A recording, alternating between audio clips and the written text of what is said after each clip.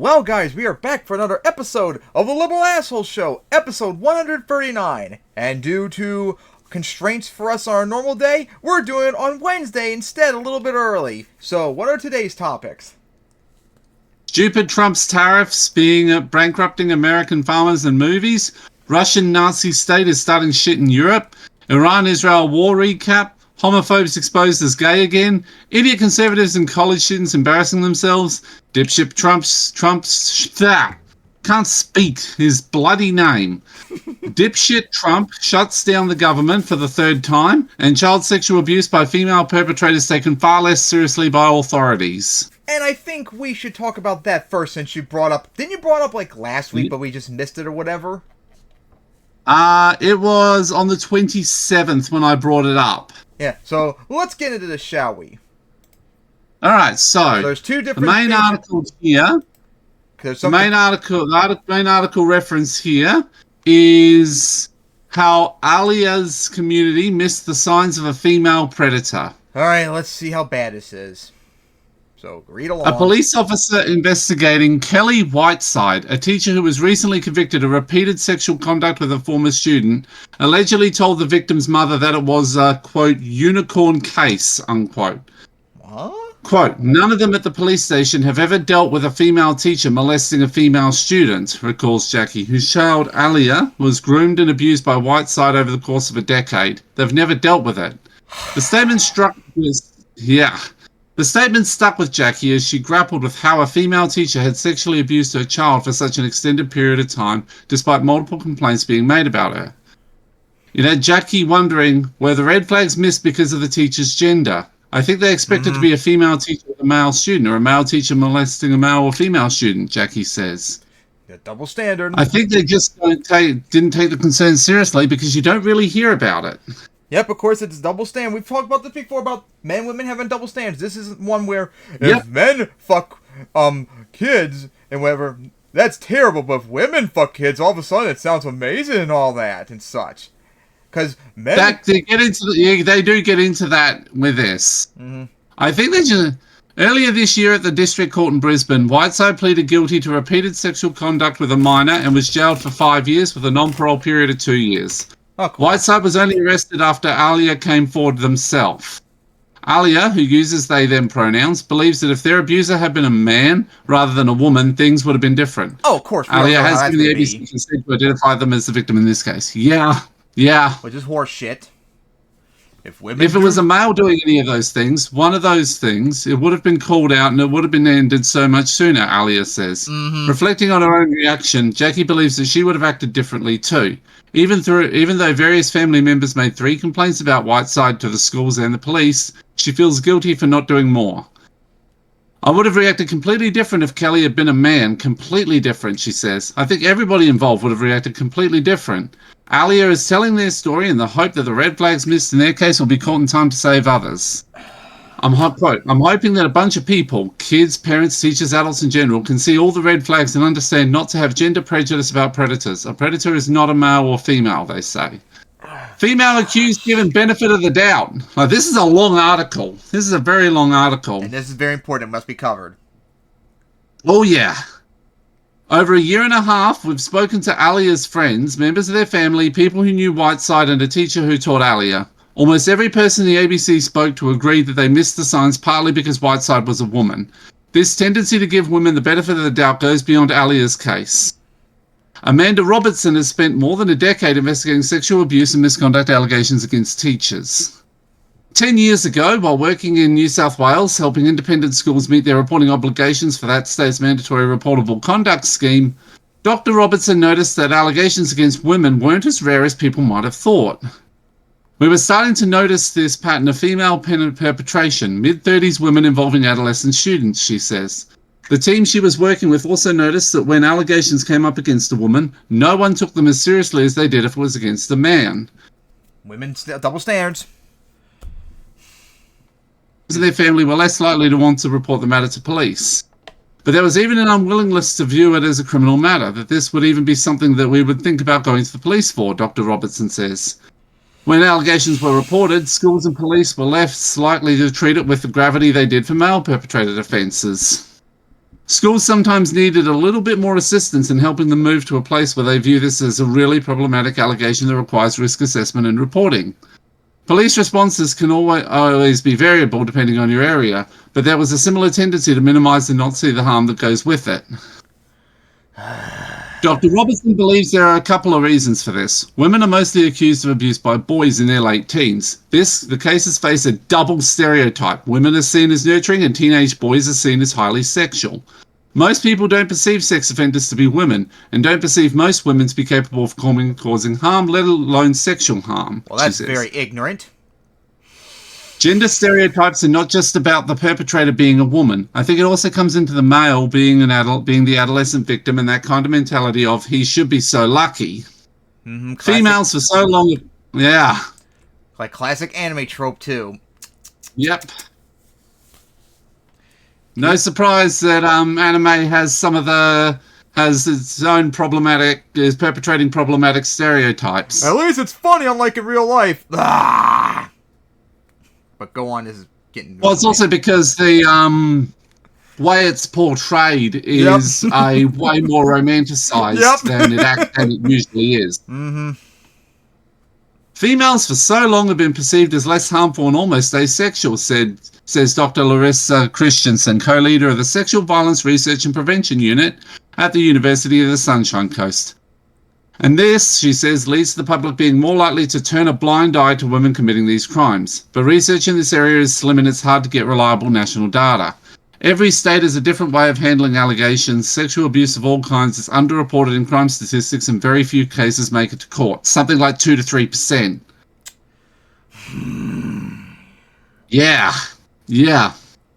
That is even more pronounced when it is female sexual offenders because so few of them are prosecuted through the criminal justice system, Dr. Robinson says. So there's not a lot of data that exists and certainly none that's kind of publicly available. Data shows schools more likely to take no action. Dr. Robinson wanted to see if what she was seeing at the coalface was backed up by the numbers. So she scoured through 809 sex abuse and misconduct allegations reported to the New South Wales Reportable Conduct Scheme made about school employees between 2015 and 2019 and involving alleged victims aged 13 to 17. The scheme has been running in New South Wales since 1999. It requires certain organisations with caring responsibilities for children to investigate and notify the regulator whenever it receives an allegation of harm against an employee or volunteer. Her research found about 3/4 of alleged cases involve male employees and about 1/4 female employees. Criminal data released by the Australian Institute of Criminology this year shows more than 9 out of 10 allegations of sexual offending to police are about men. While men are more likely to commit child sexual abuse, the figures for female offenders, in Robertson's study and others, are much larger than most would expect, said Bricklin Preba, a researcher at the SVRPU. Yeah, because not covered. Mm-hmm. Hang on, actually, give me a very quick second. I'm going to adjust my numbers a little bit here. This is getting stupid. And 2, 3, 4. So it's 58,500. I am not looking forward to seeing what you're going to find out. It's probably going to be very bad. I did a check, and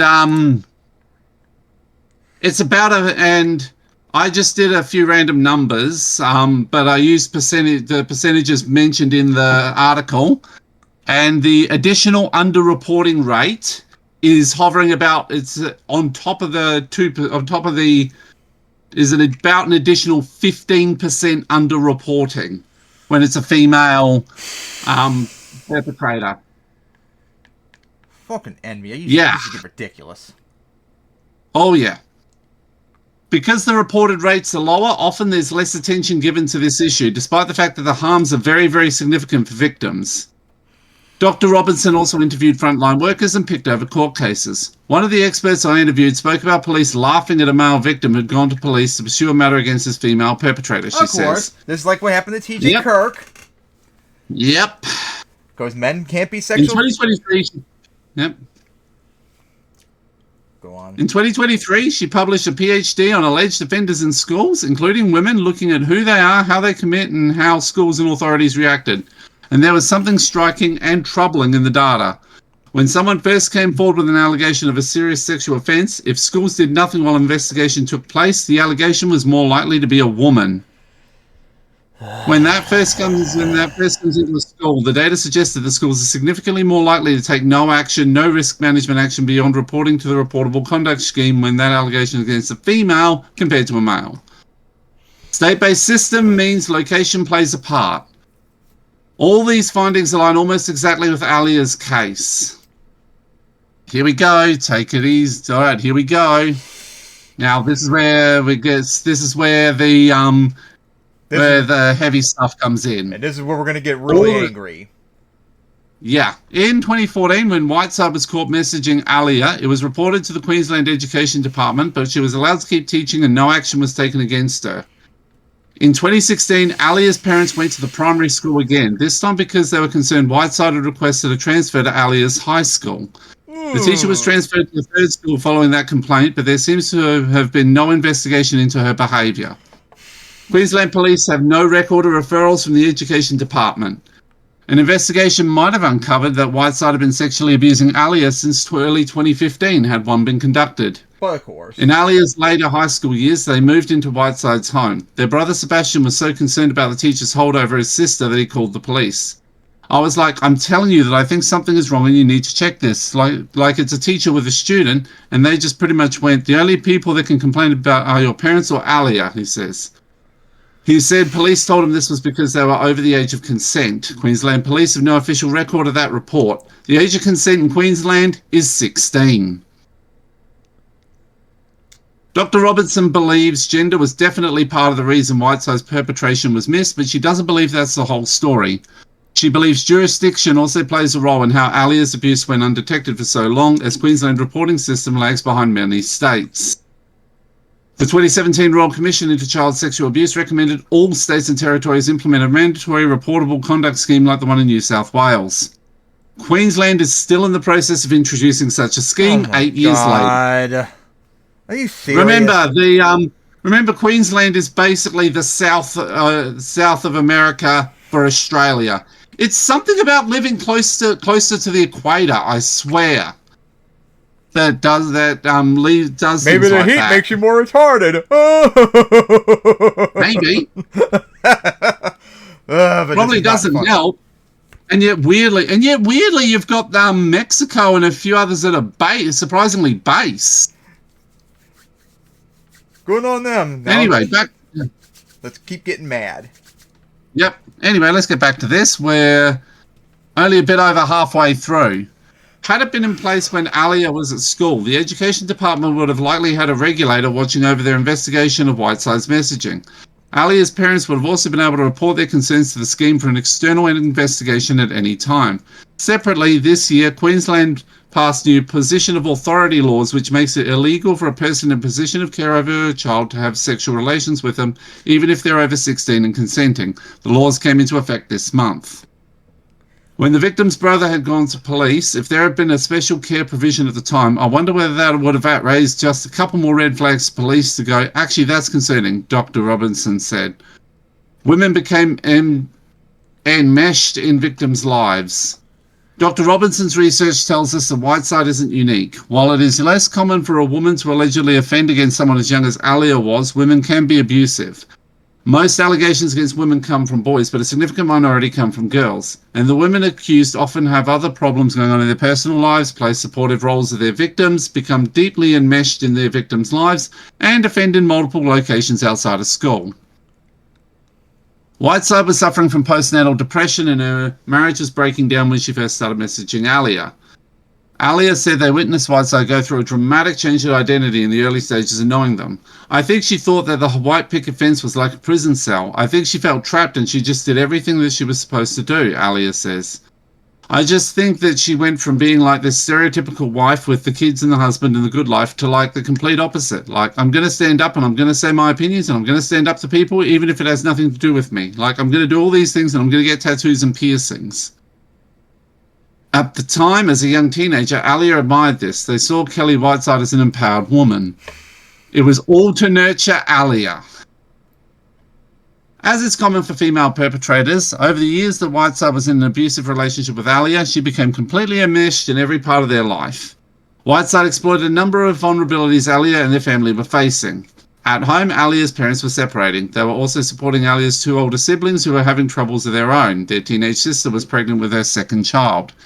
The teacher was outwardly providing support to Alia, who was suffering from nightmares and anxiety after an earlier assault. The way Kelly weaved herself into Alia's life and our family was in a nurturing way, Ali's mother Jackie says. It was all to nurture Alia, to support Alia, to be there for Alia. After being caught messaging Alia, she apologized profusely for overstepping, and within months she was tutoring Alia at her house, attending their soccer games and inviting Alia for sleepovers and trips. Whiteside was also a mother with 3 children of her own. She would always use the kids as a reason to have time with Alia. The kids would come over to their house. I used to think, well, if the kids are there, Alia's with the kids. It's not just Kelly. It's not Alia and Kelly on their own, Jackie says. A former child protection detective who was not authorized to speak on the media agreed to speak to the ABC and anonymously about what they saw in the force. The detective spent years working as a child protection unit based in Brisbane. She says the police in this field are extremely busy dealing with cases of actual abuse and neglect. You've got to choose what child is most likely to be at risk now and what child can wait till tomorrow morning, she says. The detective we spoke to also said in the years she spent working that division, she only ever saw one case involving a woman. She says gender stereotypes might play into a busy detective's decision on how to prioritise a case. By and large, offenders were always male, and so I think if a female came along, their behaviour was more likely to be explained as other things as opposed to predatory behaviour, she says. She says demand is so high, it's the cases that get pushed to the bottom of the pile that detectives lose sleep over. What they might have missed. It certainly keeps me up at night because you really hope that you've made the right decision through all of your investigations, she says. Sexual trauma, only one piece. Queensland sentencing data from 2005 to 2021 shows 98% of offenders who face court charged with maintaining a sexual relationship with a child were men. While the law concentrates on sexual abuse, for many victims, that may not be the most difficult part to come to terms with. I think generally something that we, society, don't fully understand yet about child sexual abuse is the emotional component to it and how entwined and enmeshed people's lives become in those type of cases, Dr. Robinson said. That's definitely part of the abuse. I don't think the society generally understands that at all, let alone police. I think police are a microcosm of that broader kind of problem, and I think this is particularly pronounced in female perpetrated cases. Because for Alia, never do anything wrong, don't you know? I know. For Alia, making sense of years of memories spent under the control of someone they trusted and loved about all others is one of the most challenging parts of their recovery. The sexual trauma of it, it's like it's really only one piece. For me now, I'm realizing that there is so much psychological trauma that I now have to face and try to navigate my way through, they say. The ABC requested an interview with police investigating Alia's case, but the request was denied. The ABC also reached out to the Queensland Education Department and the principals involved in Alia's case. All declined to comment on the specifics of their case, and there are responses. And I was making a joke about it, but remember when we covered last time about, like, female villains in entertainment movies and all that? It's just a double standard and all that. Like, a lot of society cannot view women like doing anything wrong. It's only men that do evil things, remember, people. Yep. Oh, don't worry. In my Bad Batch series, pretty much all bar one of Omega's sexual abusers were female, and the worst one by a mile was a female. All right, statement. Hey, being progressive in that regard. Let's go. Yep. So yeah. All right. This is Andrew Peach, former principal of Marsden State High. I am appalled and horrified by the predatory and abusive actions of Kelly Whiteside. I only learned of Whiteside's evil actions last year through the media following the victim's brave decision to report the abuse to police. I did not make any inquiries with the victim regarding their relationship with Whiteside. I only learned of Whiteside evil's actions last year. Alan Bunce, former principal of Logan Village State School. While I can't comment on specific conversations, actions, or interactions with either Miss Whiteside or the victim for legal reasons, I reject the premise of the questions about my conduct in this matter. I also commend the victim's bravery and courage in coming forward and extend my thoughts to her and her family. Screw off, dude. Mm-hmm. All right. Queensland Department of Education has 3 statements. The first came on the 6th of August. The Department of Education's highest priority is the safety and well-being of every student, and we understand these charges are extremely distressing for those involved. Student protection concerns are taken incredibly seriously and responded to quickly, sensitively, and in line with legal processes. Yeah, I think that's The cap. person referred to is not employed by the department and has not been since March 2020. We encourage students, family, and staff to speak up if they have any concerns. We are committed to creating safe, inclusive learning environments, and this includes continuous training for our staff, strong accountability measures, and open communication with families and communities. Blah, blah, blah. 2 days later, they made a second statement. Yeah. Okay, 2 days later, they made this much longer one. Oh, God. The Department of Education has an I know. The Department of Education has an uncompromising expectation that all of its more than 96,000 employees conduct themselves in a professional and ethical manner, and the overwhelming majority fulfill this expectation each and every day. All student protection concerns are treated with the highest importance, and the department has processes in place so allegations against employees can be reported, investigated, and resolved as quickly and sensitively as possible. Matters pending commencement of a workplace investigation are reviewed, prioritized, and managed in accordance with public sector employment guidelines, including the Workplace Investigations Directive 0124, the Crime and Corruption Commission's Corruption and Focus Guide, and the department's allegations against employees in the area of student protection procedure, which outlines actions based on the level of reported referral. Matters reported as a low-level interaction and managed as a low level.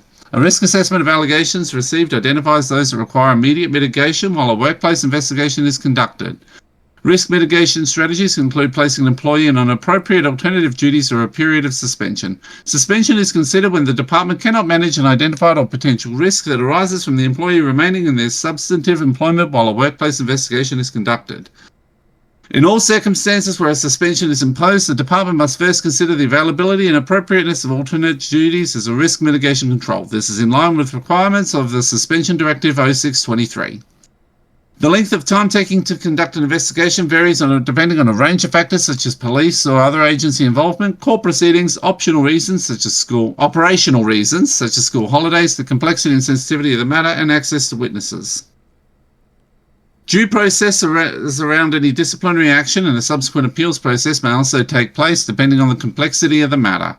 All staff with allegations made against them are afforded natural justice and treated fairly and professionally, irrespective of the seriousness of allegations. The department has the responsibility to maintain confidentiality of employee information and cannot comment on investigations or outcomes of claims for privacy reasons. The department is committed to preventing incidents of harm to students, acting quickly when an employee reasonably suspects harm or the risk of harm to a student, and continuously working to improve its systems and case management practices. It is also important to note that aspects of the allegations against employees in the area of student protection procedures have been strengthened since July 2021. And then a month later, they released a third statement. The department recognizes that these incidents are deeply distressing for those involved and is committed to proactively and continually improving the way the department and schools work to prevent and respond to issues of harm against students. The department continually strengthens its protocols and has a range of mechanisms to oversee systemic issues impacting the areas of highest risk for the department, student safety, and ethical behavior. These mechanisms monitor and review risks, issues, and processes, identify student protection trends, improve systems and processes, addresses non-compliance, and promote a culture of integrity and upholding the safety and well-being of students. The response provided on the 8th of August 2025 includes details on department procedures, which are underpinned by a number of legislative acts. The safety and well-being of students is the department's highest priority, and its ethics and integrity framework is designed to ensure the highest standards of ethical behavior and accountability are upheld. Matters pending commencement of a workplace investigation are reviewed, prioritized, and managed in accordance with public sector employee guidelines. That's those again. Oh, this time they listed the department. Yeah, okay, that one we had in the previous statement. These documents include strong guidance, and staff can get advice from the intake referrals and partnerships team on identifying types of conduct by an employee towards a student. However, every complaint or allegation needs to be assessed individually based on the facts at hand. It is difficult to apply a generalized or rigid approach to managing often complex situations and contexts. Staff are required to undertake mandatory training and comply with the department's social media policy, code of conduct for the Queensland Public Service, and standard of practice.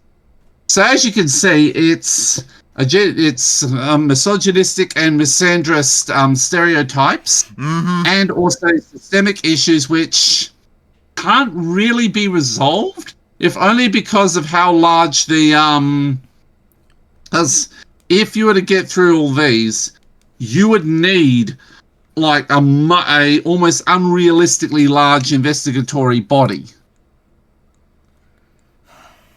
It's really difficult, really messy, and it's just ugh. But is she facing charges, thankfully? Please say yes. Yes, she's actually been locked up, which is good. But yeah, guys, this is unacceptable. This is just misogyny and misandry all combined together. As we talked about when it came to like female villains, women can do evil things just like men can. We should not just ignore it because they're women. They are guilty. They can be just as guilty, and therefore they need to be gone after if they do something wrong. It's not that hard, people. Stop having this misogynistic belief that women can't do anything wrong. It's sexism. You understand? It's not that hard to comprehend. Yep. Alright, that was really infuriating. What's next? Hopefully something funny for me. One thing to note is that, I'll use Star Wars again, in Legends, they actually did have female warlords, and one in particular, that being Yasani Assad, was particularly brutal. Ooh, God forbid. Radical feminists will probably be mad about that one. Because they're always mad about everything, like Karen conservatives. They're not... I said the horseshoe kind of goes in that direction with your turfs and swerves, surfs and swerfs, and your... Uh-oh, don't let JQ Rowland know about that. Oh, you mean the closet trans man who has a male pen name, who named himself after the inventor of conversion therapy, and has stated in at least one interview that she is a closet trans man. And maybe she's deep down jealous because I make good manga. Nah, she's jealous of all the transgender people who are existing. It's good making fun of JQ Rowland. Fuck that cunt so much. Yeah. That was good fun. Alright, now we're on to next to get mad on. Stupid Trump's tariffs bankrupt American farmers and movies. Of course. So first off, we'll get to the smallest one out of the way. Recently, Trump did a stupid executive order doing tariffs on 100% for movies that are not made in America, which is absolutely stupid because they're not a finished good. They're art. They're entertainment. You don't tariff that shit, you moron. That is so stupid. And you idiots do realize that movies and all that, those are like the biggest forms of American soft power in the world. People around the world, they hate America, but they sure love our movies and entertainment and all that. They are addicted to that stuff. Just like we're addicted to Japanese stuff. So, yeah, that should not be... I did watch Superman and found that to be good. And that'd be very good. Yep. So, yeah, that's a stupid idea to tariff movies and any forms of entertainment whatsoever. They're not a finished good. And... yeah, they make America look better overall, which, hey, don't you want that to be the case? Oh, it's right. Dipshit conservatives don't want that. They want everyone to hate that because they're miserable sacks of shit. So now we got that one out of the way. Let's get to the actual thing about the farmers, as Trump's tariffs on food and all that, which is stupid because, unlike goods, food can't be made anywhere. Some things just can't be made everywhere, in terms of food, for crying out loud. We grow a lot of food. America grows enough food that we can not only feed ourselves, but export out, but not everything can be done and such. But of course, Trump being an idiot, he doesn't realize that. And of course, the farmers are also stupid because you all, voted for him multiple times, even though he already fucked you over last time, and he said he was going to do it again, and you still voted for him because you're a bunch of idiots and such. And now you're going bankrupt all over the place and potentially being sold off to corporations. Hey, I thought Trump was a protectionist. He sounds more like a globalist. Yep. How about that one? He sounds like what the far left would consider Jewish. And conservatives like Fuentes. Yep. So yeah, this is pretty pathetic. So let's watch Mike's videos on this. China consumes 61% of soybeans produced worldwide. The rest of the world is 39%. Of the soybeans that American farmers produce, 25% currently have been going to China. And right now, we have zero sold for this crop that's starting to be harvested right now. So it's a 5-alarm fire for our industry that 25% of our total sales is currently missing. And right now, we are not price competitive with Brazil due to... Well, there's really only one way to fix that, pal. Do the free market approach. Lower your prices. Oh, the retaliatory tariffs that are in place. Our prices are about 20% higher, and that means that the Chinese are going elsewhere because they can find a better value. And the American soybean farmers and their families are suffering. There's 500,000 of us that produce soybeans, and we desperately need markets, and we need opportunity, and we need a level playing field so we can compete. You just heard from Caleb Ragland, a soybean farmer in Kentucky who also serves as the current president of the American Soybean Association. And you might have missed it since you just kind of glossed over it, but he just said that America's #1 customer in the world, China, has purchased 0 soybeans from America. September is harvesting season, for those unaware, so they're ready to go right now. And the fact that China has agreed to buy none has sent shockwaves of panic through the community of 500,000 or so American soybean farmers. And this is, of course, all because of Donald Trump's tariffs. And Scott Brown, a soybean farmer in Arkansas, explained on MSNBC that farmers never fully recovered from the last trade war that Donald Trump sparked when he was president. Then why do you vote for him then? The permanent loss of China because as a customer stupid. could actually be a death blow to the soybean. On the one hand, because Trump and the Republicans are considering bailing out, which, first off, why would you bail them out for something that you caused? And on the one hand, I would like to help you out because farming is very important, but it's really difficult for me because why should I help y'all when you fucked up? You should have known from the very start supporting Republicans and Trump was a terrible idea. So if anything, like I said before, you won this, so experience it. Go bankrupt, lose money, and die for all I care. This was your fault. Don't vote for Republicans, ever. Farm industry in America. China is the largest importer of soybeans in the world. They import 61% of the world's market. Last year... Hey, you know what? I'm going to be a dick. I'll use your argument.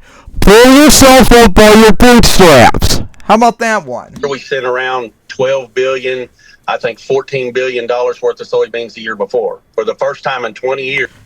Get a job like I did. China's bought 0 soybeans and 0 new crop corn out of this country. 0? So we went from 12 billion to 0. Where are they buying the soybeans? Brazil. You see, we lost 42% of our market share in the first tariff war.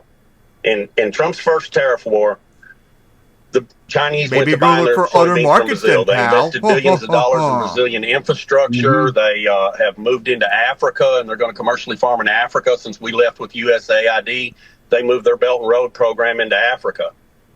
So we've pretty much lost the Chinese market share. Damn. So this was the final straw for China, and now they're just done with us for good. And part of the problem is that exports are seasonal. They're ready to go right now, as I said. So if farmers don't get a solution fast, either through an end to the tariffs and some sort of deal with China, let's not get too far like being like pro-China and all that, or a government bailout, these farmers are all screwed. And China has the advantage right now because China at the same time.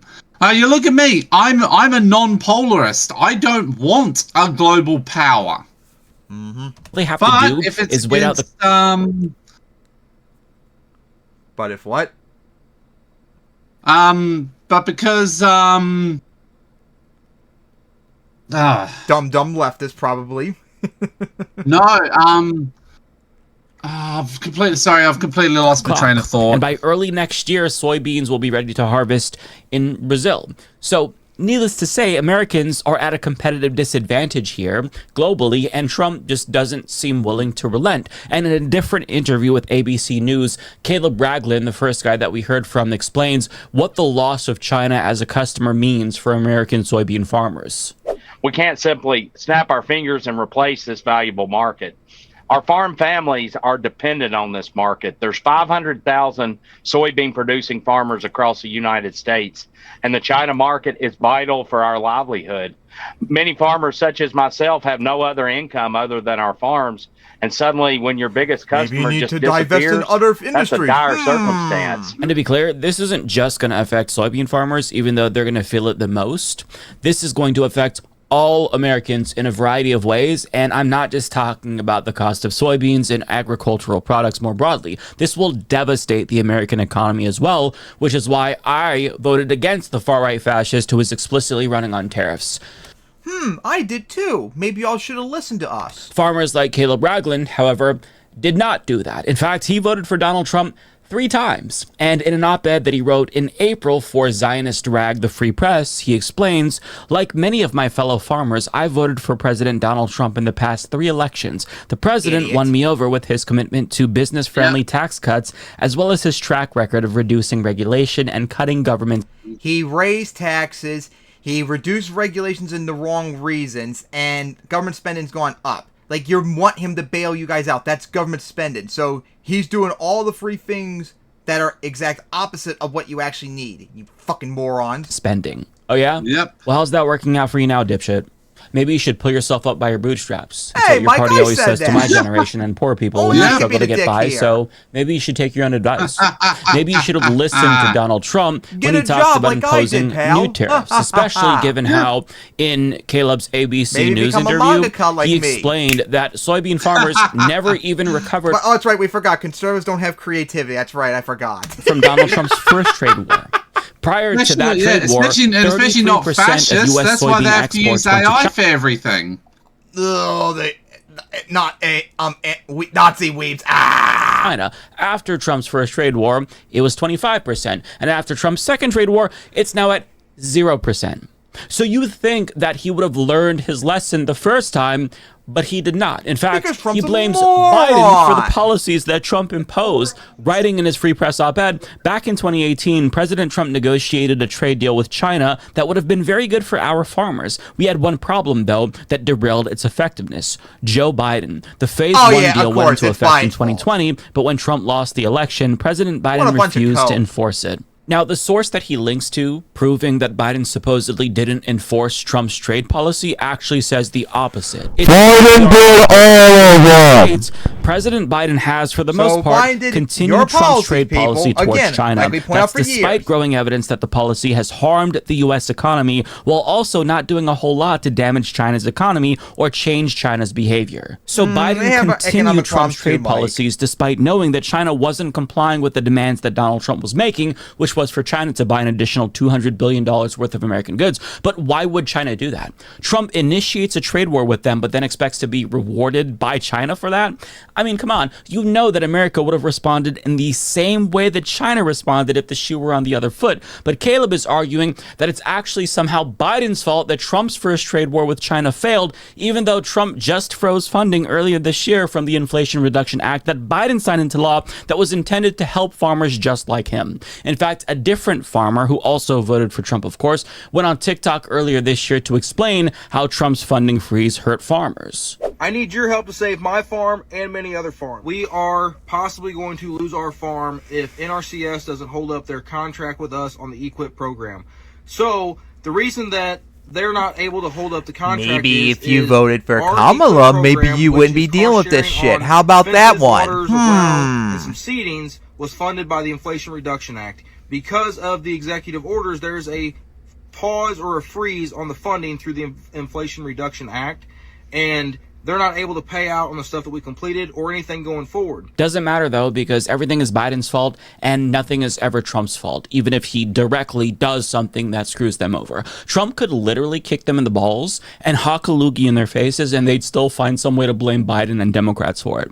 But up until this point, we've only heard from a couple of farmers. Other farmers who voted for Donald Trump are still holding out hope that he has their best interests in mind, despite royally getting fucked over by his policies. In a BBC article titled "Farmers Are Being Squeezed and It's Testing Their Loyalty to Trump," they talked to multiple delusional farmers like 65-year-old Tim Maxwell, a farmer in Iowa, who says he is sticking with Trump despite his own financial worries. He says, "Our president told us it was going to take time to get all these tariffs in place. I'm going to be patient. I believe in our president." Well, hope in one hand and shit in the other, and see which one fills up faster.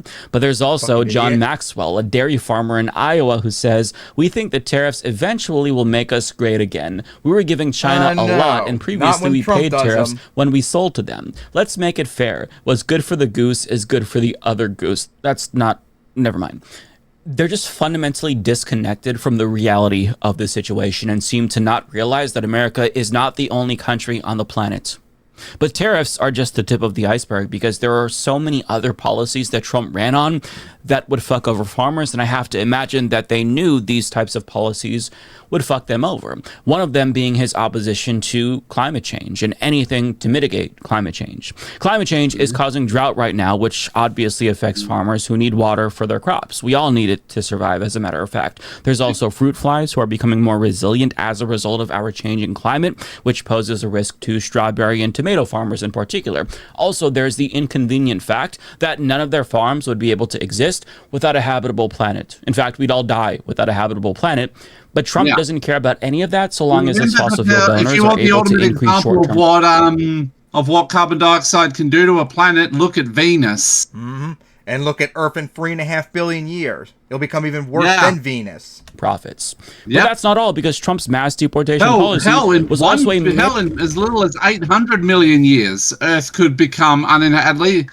Hell, no, in about 250 million years, Earth could become uninhabitable for mammals. In 600 million years, the sun will bright up so much that it'll cause the CO2 to start lowering in the atmosphere to the point where causing carbon dioxide levels to go wildly up and down for about 1 billion years, until most of it goes out and moist greenhouse begins. And it'll cause all plant life to pretty much die out.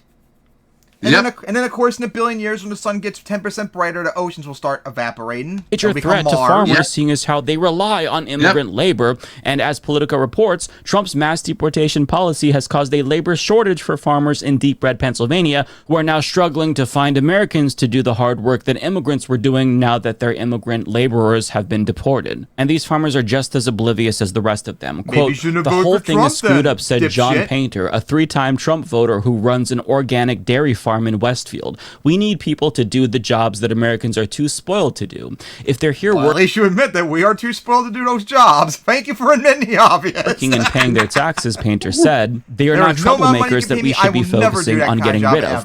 Painter voted for Trump 3 times, but he said he's very disappointed in how the president has handled immigration policy this term.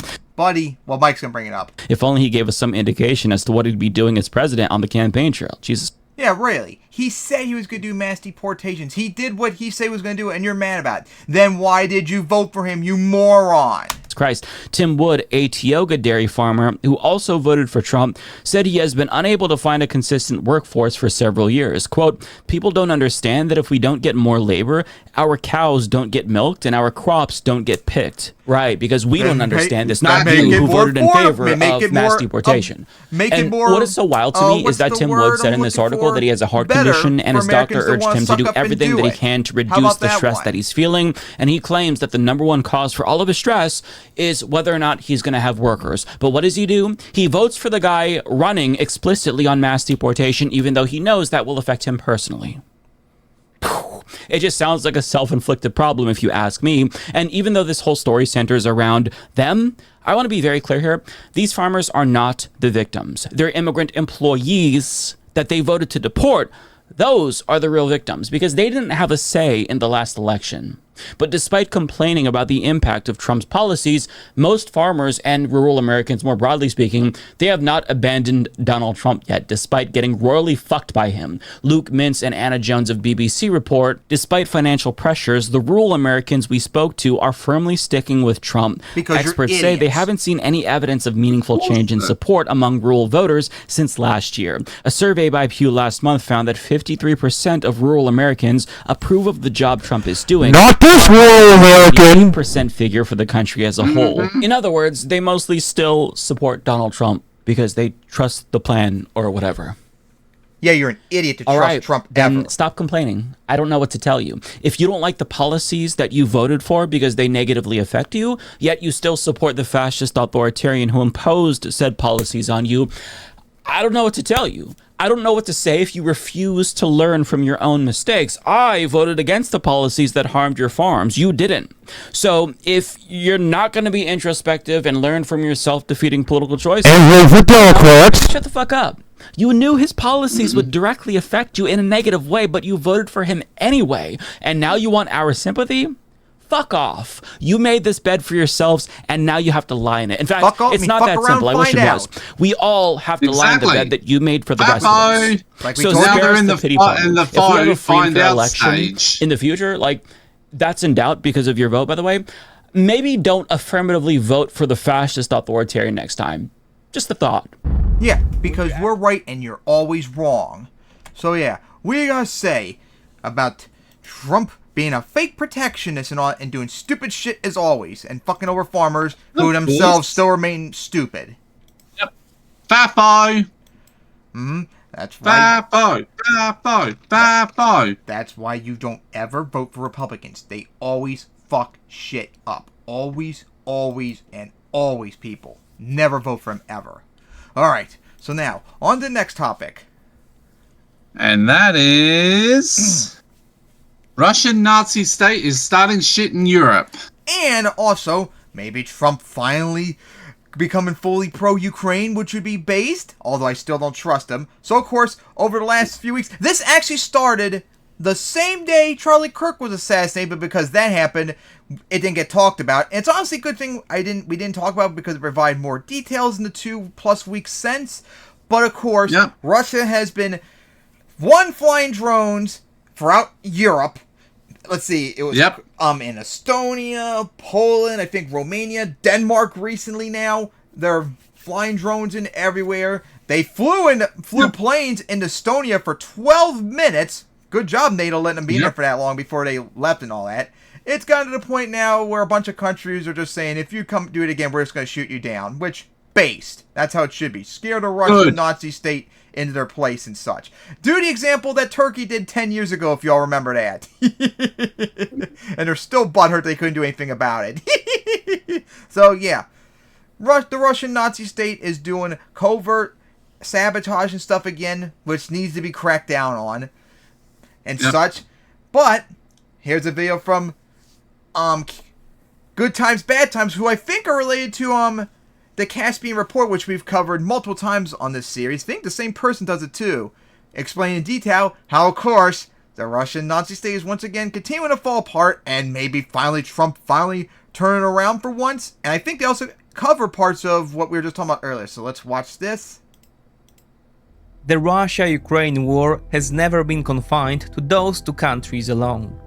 But only in recent weeks has it become clear just how far it is spilling across Europe.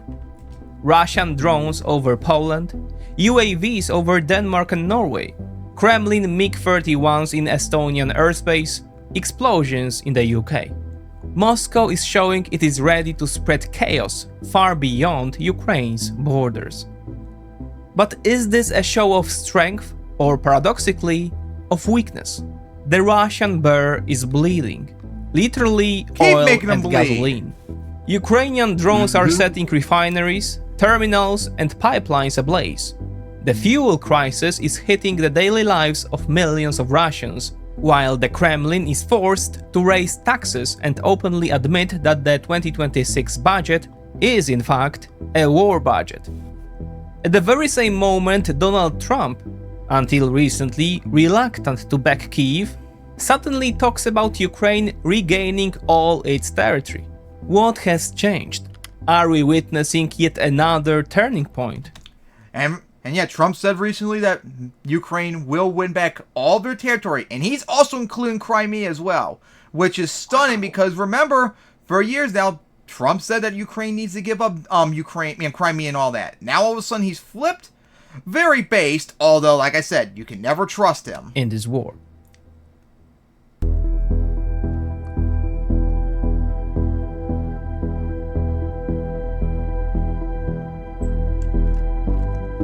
In a steady escalation of Russian hybrid attacks against NATO countries. These attacks did not begin yesterday, but ever since Russian drones crossed into Polish territory, the tempo has clearly intensified. Let's trace the events chronologically. The starting point, the morning of September 10th, when around 24 Russian UAVs violated Polish airspace. This was a deliberate strike, using drones fitted with extended fuel tanks. The goals were clear: to test NATO's readiness, to gauge its willingness to respond decisively, and to force the alliance to expand costly interceptor missiles. One residential home was destroyed, likely from debris from a missile intercept. Poland invoked Article 4 of the NATO treaty, and in response, the alliance launched Operation Eastern Sentry, And redeploying Estonia several did as well. fighter jets and a frigate to the region. And A week Denmark's also later thinking came about the it too next now. provocation. On September 19th, Good. two Russian I hope others join as well. flying without transponders or filed flight plans violated Estonian airspace Which for they a did. full 12 minutes. They were intercepted by Italian F-35s. Tallinn also invoked Article 4.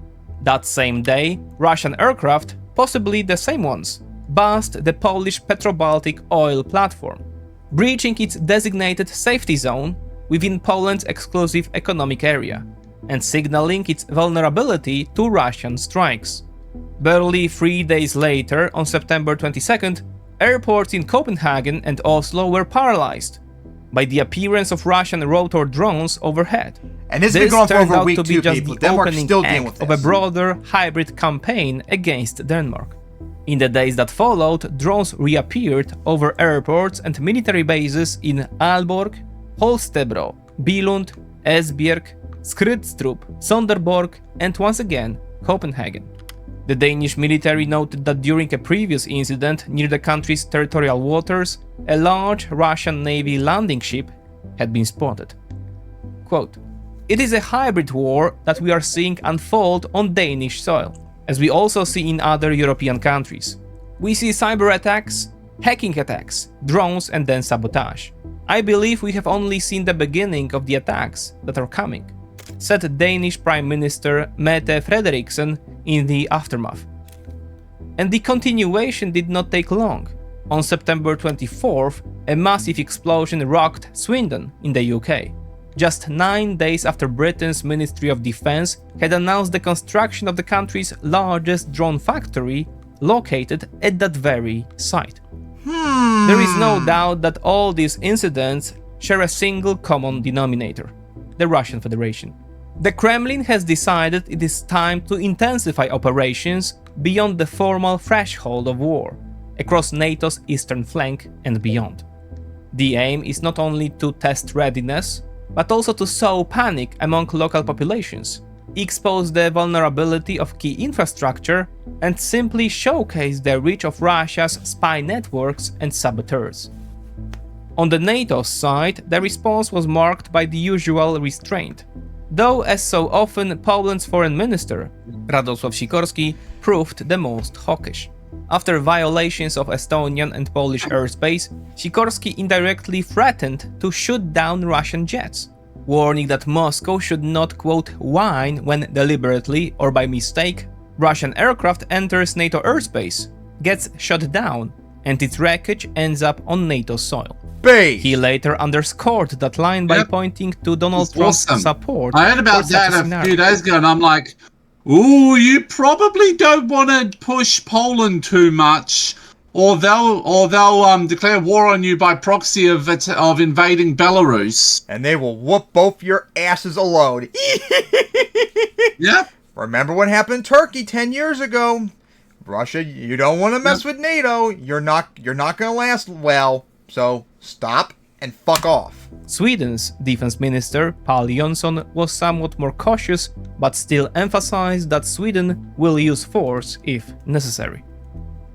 These strikes against Europe may, in part, be rooted in the pain Russia itself has been suffering over the past 2 months, ever since Ukraine launched its campaign of long-range strikes on Russian refineries. That campaign is still ongoing. To update, since our last report on this front, the Salavat refinery was hit a second time shortly after. And also very good news, Trump actually did something good for once. He's allowing Ukraine to use Tomahawk missiles on Russian energy sectors. Based! The initial strike. Hey, thank you, Trump, for once, unironically. Now keep doing this, please. Refineries in Saratov and Novokubishevsk were also targeted, with the latter reportedly forced to shut down operations. The Apfitsky refinery in Krasnodar Krai was struck for a third time. What's more, Ukraine also hit. And let me show you, let me look at the map again. Oh yeah, so this map, which you don't see, is showing like oil refineries across Russia that have been hit by drones. Nice. And oh my goodness, probably like a third to almost half on the map of Russia have been hit in some regard. Nice. And some of them are all the way past like Kazakhstan. In Krasnodar Krai was struck for a third time. What's more, Ukraine also hit the massive gas condensate plant in Astrakhan on the Caspian Sea, one of the largest of its kind in the world. And Russia stopped their biggest one to shut down for a while. Let's go. Sulfur producer. Yay. That facility too was forced to suspend operations. In the Volgograd region, successful attacks struck 2 oil pumping stations, Kuzimchi 1, part of the pipeline network feeding Russia's southern regions, and Zelzevatka, which pushes crude along the Kubyshev-Tikhoretsk line. In addition, strikes have hit Russian ports, logistics hubs, and export terminals. The impact on Russia's fuel logistics is growing sharper by the week. Shortages, especially of gasoline, are now being felt across nearly the entire economy. This map, updated by Stanimir Dobrev, shows Russian regions by the day when fuel supply problems were first recorded. Even Moscow is now beginning to see signs of strain, though it is the more poorly connected regions that face the worst shortages, such as Nizhny Novgorod or primarily occupied Crimea, where as many as half of all gas stations have been shut down. Naturally, prices are rising as well, by as much as 30% in some regions in just a matter of weeks. The shortages have already forced Moscow to extend its ban on gasoline exports until 2026, while limiting exports of oil for another year. That's also very good. Less money for them. Yay! Also introducing a partial ban on diesel exports through the end of this year. A major blow, given how vital diesel is for the Russian budget. The sums are enormous. In August alone, petroleum product exports were worth an average of $170 million per day. Following that, the Kremlin is reportedly considering raising value-added tax from 20% to 22%. The relentless strikes on Russia's fuel sector and the disruptions visible to the naked eye are prompting analysts to assess the broader impact of these attacks, not only on the war itself, but on the functioning of the Russian state as a whole. Prominent independent Russian analyst Władysław Inozemtsev, labeled by the Kremlin as a foreign agent, puts it bluntly: the Ukrainians have identified the perfect target. He points out that Russia's refining industry, the third largest in the world after the United States and China, remains overwhelmingly geared toward producing diesel fuel. This is a legacy of the Soviet era, when refining was focused on heavy transport and energy needs, railways, trucks, and the military. Today, Russia refines 5.5 times more diesel 225 million tons, then gasoline, 41 million tons. In practice, Russian gasoline output barely covers domestic consumption. Refineries produce a wide range of products, Maybe but if far you less develop like gasoline America than diesel, did, maybe you'd and be the better off. sites now hit the so-called Samara cluster of Novokubishev, Maybe you should have done regulated Syrzan, capitalism and from the Kubishev, start. along with Ryazan and Kirishi, form the very core of Russia's gasoline production. That is why Inozemtsev predicts that gasoline crisis will last for at least several months. He adds that oil companies can do little to mitigate the damage, with repairs likely to drag on for months, because Russia lacks the specialized machinery needed for quick fixes. All because you At the invade same Ukraine. time, he's skeptical about the strike's impact on Russia's war invaded logistics. Ukraine and threatened to invade Moldova and Georgia once Ukraine was done, as you try to rebuild the Soviet Union with the politics of the Russian Empire. And then soon probably Kazakhstan. Largely diesel-based, like I said, or the on Soviet budget revenues the from present Soviet hydrocarbon Union would exports. include the Even former if Soviet refined stands. product That's why they're exports called the fall, former Soviet Russia can stands. still export crude oil. According to Inozemtsev, the most significant consequence of Ukraine's campaign is therefore psychological, the discomfort experienced by, quote, ordinary Russians. And he considered this the most severe of all wartime inconveniences so far, greater than inflation, problems with the internet and communications, or disrupted air travel. In short, Inozemtsev tempers the more optimistic pro-Ukrainian narratives. Still, his analysis assumes that Kyiv may eventually slow its attacks as it did last year. For now, however, there is no sign of this campaign ending. On the contrary, Ukraine is diversifying its targets. Beyond refineries, it has now struck export terminals in Ust-Luga, Primorsk, and most recently, Novorossiysk. Facilities that may prove even more critical when it comes to budget revenues. In contrast to Inozemtsev's cautious assessment, Ukraine's chief of the general staff, Oleksandr Syrsky, insists that the fuel crisis in Russia is already directly impacting the logistics of its army. According to Ukraine's top commander, in less than 2 months, Kyiv has successfully struck 85 high-profile targets inside Russia. Beyond refineries, these include arms factories, military bases, and airfields. Most recently, Ukraine hit the Molkino base in Krasnodar, destroying Iskander missile systems and Pantsir S-1 air defenses. 2 An-26 transport aircraft were also taken out in the recent wave of strikes. Russian meal bloggers, for their part, are far less restrained. Some see conspiracy everywhere, claiming refinery owners actually welcome the attacks since they drive up prices and inflate their wealth. An argument pushed by one blogger known as Ramzai. Meanwhile, Dmitry Steshin of Komsomolskaya Pravda thundered that fuel shortages could ultimately bring down the regime itself. Base! Pressure on Russian oil is now greater than at any point since the start of the war. And other factors are compounding the squeeze internationally. Russian crude still flows via the Shadow Fleet, mainly to buyers in China and India. Moreover, countries like India and Turkey continue to buy Russian crude, refine it, and then resell the products to Europe, profiting twice over. Brussels is slowly moving to close this sanctions loophole as well. In July, the EU lowered the price cap on Russian crude to $47.6 per barrel, though it left the cap on Russian diesel untouched at $100. At the same time, it is considering a ban on refined products made from Russian oil, combined with Ukraine's strikes on refineries, and perhaps more importantly, on export terminals. This could deal a far heavier blow to the Kremlin's export potential. Taken together, these developments point toward what Ukrainians might cautiously call a reversal of the trend. The front has stabilized, including the patching of the gap near Dobropilny. Oh, don't let conservatives and tankies know about that one. The single most damaging blow to Russia's economy since the war for its campaign of deep strikes on the hydrocarbon sector. And on top of all that, for the first time since the full-scale invasion began, None other than Donald Trump has spoken positively about Ukraine's chances of victory.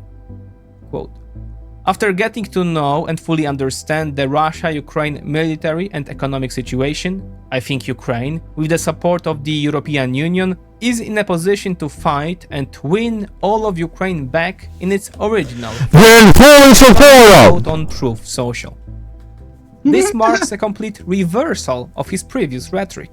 Statements such as, quote, Yeah, "You and don't that's have why the I still cost," don't trust you, or, even if you're quote, becoming on the "Should right have never position. I can't started trust the you war. ever. Never. You could have given That's up. why I will left." never trust Lines you. Trump not long ago direct Remember, Because trust is overrated.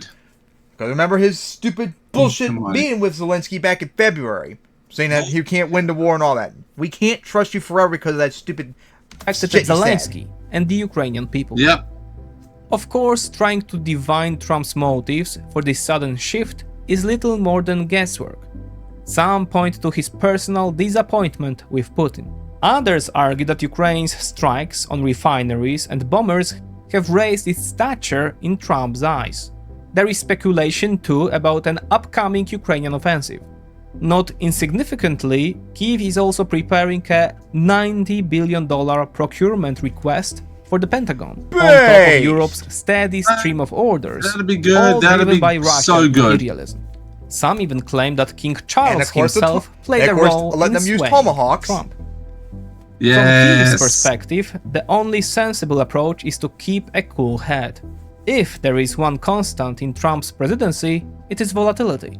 Still, this shift is anything but trivial. If Trump has genuinely changed his stance on Ukraine, And you better the change! trend we spoke of earlier And idiot Trump, if you're listening, if you do this, you'll have my full 100% support, even if I have major trust issues with you. might not just flatten, it could actually swing in Ukraine's favor. One sign that this is more than empty rhetoric came with Washington's long-awaited approval for long-range Ukrainian strikes. Which just In other happened, I words, found out. The US is no longer objecting to Kyiv's campaign against Russian refineries. A Base. stance that is far from self-evident. Russia should not Speaking have of which, let me go to sanctuaries, Twitter, get that confirmed link. Kiev Kellogg on Fox See if I can News. find it. That shift could carry even greater implications. Shortly after Kyiv received the green light, a power plant in Bielgorod went up in flames. Why is this significant? Because Bielgorod lies within range of US-supplied ATACMS missiles. It is unclear whether ATACMS were used in the strike, but disabling such a facility with drones alone would be difficult, given the density of Russian air go. defenses near the border. That's not all. Washington and Kyiv are now openly discussing the possibility of selling Ukraine Tomahawk cruise missiles. Which they did The already. news was Yay! confirmed by none other than Ugh, J.D. fat fuck Vance, couch rapist one of Vance. the administration figures traditionally Oh yeah, speaking of fat fuck couch rapist Vance, Dylan Burns did a stream which I didn't watch. Supposedly, according to him, Vance's might be coming NAFO now. If you remember that. Oh boy. North American Fellows Organization. least sympathetic That would to be Ukraine. hard to believe because he's even more anti-Ukraine than Trump, believe it or not, people. So for him to become Yep. faithful, I mean, NAFO, which would be extremely pro-Ukraine, I find it hard to believe. But if he is, The good. Tomahawk is among the Still a fat deadliest fuck couch weapons rapist, in though. America's arsenal, with a warhead of up to half a ton and a range of up to 2,500 kilometers. Depending on the variant, it is in a different league entirely. Ukraine is currently launching hundreds of drones over Russia, most of which are intercepted. The ongoing fuel crisis has been triggered by the handful that managed to hit their target. Oh, and by the way, this is something that's not happened to Ukraine, you dumb conservatives and dumb leftists that act like Ukraine's falling apart. No, it's Russia that's facing the exact same problems and even worse in some circumstances, but you never point that out because you're a partisan hack. Tomahawks, however, are Yes, exponentially they always harder have been, to always shoot will down. be. Their deployment And deep would down, lift you want Ukraine Ukraine's to be all strike genocide. campaign to a level that so far has Yeah, been they want only unattainable. Russia. They want Domestic Russia and designs, China to rule like the the world FP5 alongside a few Flamingo or Iran the and a Long few Neptune others. remain in early development stages, while Kyiv needs results here and now. Back in late June, we sketched out 3 possible scenarios for how the war might evolve. The one scenario that seemed the most far-fetched at the time was the idea of Trump making a full pro-Ukraine pivot, reshaping the war's trajectory back in Kyiv's favor. Yet just 3 months later, that perception has shifted again. Russia is suffering from a cascade of problems, small and large, which taken together amount to structural decline. One of the latest setbacks was Moscow's electoral... Oh yeah! Moldova had an election recently, and Sandu won in a blowout. Let's go! Defeat in Moldova, Hey Sandu, let's go! Significant resources in and get the fuck out of Moldova, Russian Nazi state. An effort to derail the country's pro-European course. Instead, Maya Sandu's Action and Solidarity Party, PAC, secured an outright majority. Perhaps it is precisely this sense of vulnerability that drives Moscow toward preemptive moves and Vladimir Putler. No, Vladolf Putler, remember? Like the recent incidents in Poland, Estonia, Denmark, and Norway. And take that, the Russian Federation keeps charging ahead on sheer momentum. And in the future, take that Pooh Bear G. But the train's rusting shell only hides the deeper rot in its engine. Until now, the switchman, Donald Trump, has watched with a kind of detachment, even as the runaway train crushed everything in its path. Perhaps only now is he ready to pull the lever, derailing it completely. And you better go the right way, Trump, you piece of shit. So yeah, what do you guys say about that? Maybe Trump finally becoming based for once in his life? But of course, can't ever trust him. Fucking time, but of course, can't ever trust him. He says everything every way, so there's no way that we can really trust him.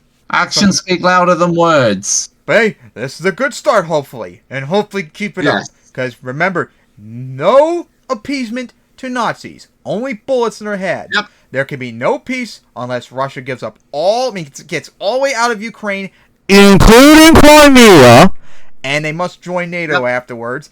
And when Russia loses so badly, hopefully they'll scare China away from trying to do anything to Taiwan or anyone else in the Pacific, which would be very based. And the full El Bhutan. And also, that would be the most pro-peace thing and the most anti-war thing too, if that were to happen. But of course, stupid dumb leftists are so stupid they don't see that. Well, that's because they're actually the ones who are pro-war. Looking at you again, Hassan. Yes. So now, let's get on to the other war one as well. The Iran-Israel war. Which again is from Good Times, Bad Times, where since it's been 3 months since the war ended, they went into like detail on pretty much how badly Iran got fucked up over the last years. And all the dumb leftists that still insist that they won, no, they lost. It's not debatable. Stop denying reality, you idiots. You may hate Israel because they're Jews, but they did win. It's not debatable. Just accept it. So let's see how badly, of course, we know Israel won the war. For 12 days in June, Israeli bombs rained down on Iran. As part of Operation Rising Lion, Israel's Air Force haunted Tehran's top leadership, destroyed military bases, weapons plants, research centers, and key pieces of civilian infrastructure. While remember, they had such air superiority, they were able to just loiter around doing nothing without having to worry about getting attacked. That's how bad and weak Iran was, which is pretty pathetic. Prime Minister Netanyahu. Imagine allowing more air superiority than Ukraine did with Russia. Wow, that's pretty sad. Called on Iranians to rise up against the rule of the Ayatollahs. The outcome of the 12-day war was catastrophic for Iran. Oh, and let's make it abundantly clear, we still are against what Israel did in the war. That was unacceptable. Oh, absolutely. But we also can't deny the reality that they won. The Islamic Republic not only suffered a military defeat, far more importantly, its grand strategy, carefully built since the 1979 Islamic Revolution, collapsed completely. For over 4 decades, Iran's security doctrine rested on 2 pillars: asymmetric deterrence through its network of regional proxies, known as the axis of resistance, and the myth of inviolability at home, the idea of Iran as a fortress, protected by strategic depth, ballistic missiles, and a nuclear insurance policy built on the ambiguity of its atomic program. The 12-day war shattered both. It exposed the axis of resistance, systematically weakened between 2023 and 2025, as little more than a paper tiger, and revealed that the Islamic Republic, infiltrated by Israeli intelligence, was no fortress at all. The 12-day war was more than just another episode in the long-running shadow conflict between Iran and Israel's a superpower in the area, people. You need to realize that. It's not that hard to understand. Regional superpower, and that's mostly because of the entire West illusions backing them up. 4 decades of strategic effort crumbled to dust, leaving the Islamic Republic facing its gravest existential crisis since 1980, when Saddam Hussein's armored divisions rolled into Khuzestan. Maybe if once you stop again, being so Iran's very aggressive, maybe you survival won't be is in in such a doubt, bad situation. especially since And that Prime goes for you Minister too, Netanyahu is Israel. unlikely to give his arch-enemy much Because in the time end, to both of you regroup. are in the wrong. And so Tehran is now desperately searching for a new path to survival, a new security doctrine to safeguard the Islamic Republic. All options are on the table, including the ultimate one, openly pursuing a nuclear weapon. A race Which will lead against to you time getting attacked has even begun, more, so that's a terrible one idea. that will determine Iran's fate.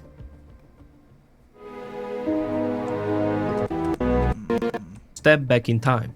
The grand strategy of the Islamic Republic is rooted in two formative events: the 1979 Islamic Revolution and the traumatic 8-year war with Iraq from 1980 to 1988. The revolution brought about a Copernican shift in Iranian politics, redefining Tehran's enemies and goals. The pro-Western course was abandoned, and the United States, once a key ally, was recast as the quote, Great Satan. Quiet cooperation with Israel gave way to a doctrine of uncompromising hostility toward the quote, Little Satan. Yet the far greater influence on Iran's strategic thinking came from the devastating war with Iraq. Although Saddam's aggression was ultimately repelled and the war became a founding myth of the Islamic Republic, it was also a searing trauma for the young revolution. 500,000 dead, cities reduced to rubble, and the horror of Iraqi chemical attacks left a deep imprint on an entire generation of Iranian strategists. They draw one overriding conclusion, one that would redefine Iran's security doctrine for the next 4 decades. Under no circumstances could Iran allow another war to be fought on its own soil.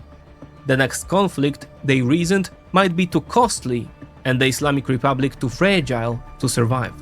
Future battlefields had to be pushed as far from Iran's borders as possible. But how? Iran's strategists understood the country was too weak to build a conventional buffer zone. Instead, they turned to asymmetric methods of warfare and a network of irregular militias, implementing the doctrine of forward defense in a novel way. This was the birth of the axis of resistance. The axis of resistance has often been compared to an octopus. Its head in Tehran. I mean, Syria's basically okay. So Hezbollah's been wrecked. Iran's been the shit bombed out of it, and Syria's now being occupied by the Neo-Ottoman Empire, basically. And the militias in Iraq are destroyed. Hamas is pretty much destroyed. The Houthis are the only thing that are still standing, but they're irrelevant. An asymmetric shield. For decades, it seemed like a brilliant solution to Iran's security dilemmas.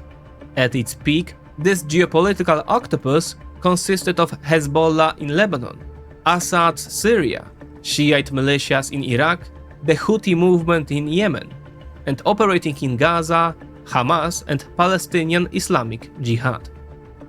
The axis of resistance was often portrayed as an ideological or religious project aimed at exporting the Islamic Revolution beyond Iran's borders. That view, however, oversimplifies the reality. It was, above all, a military project designed to create a buffer that would tie down Iran's enemies far from its territory, absorbing the risks and costs of direct confrontation.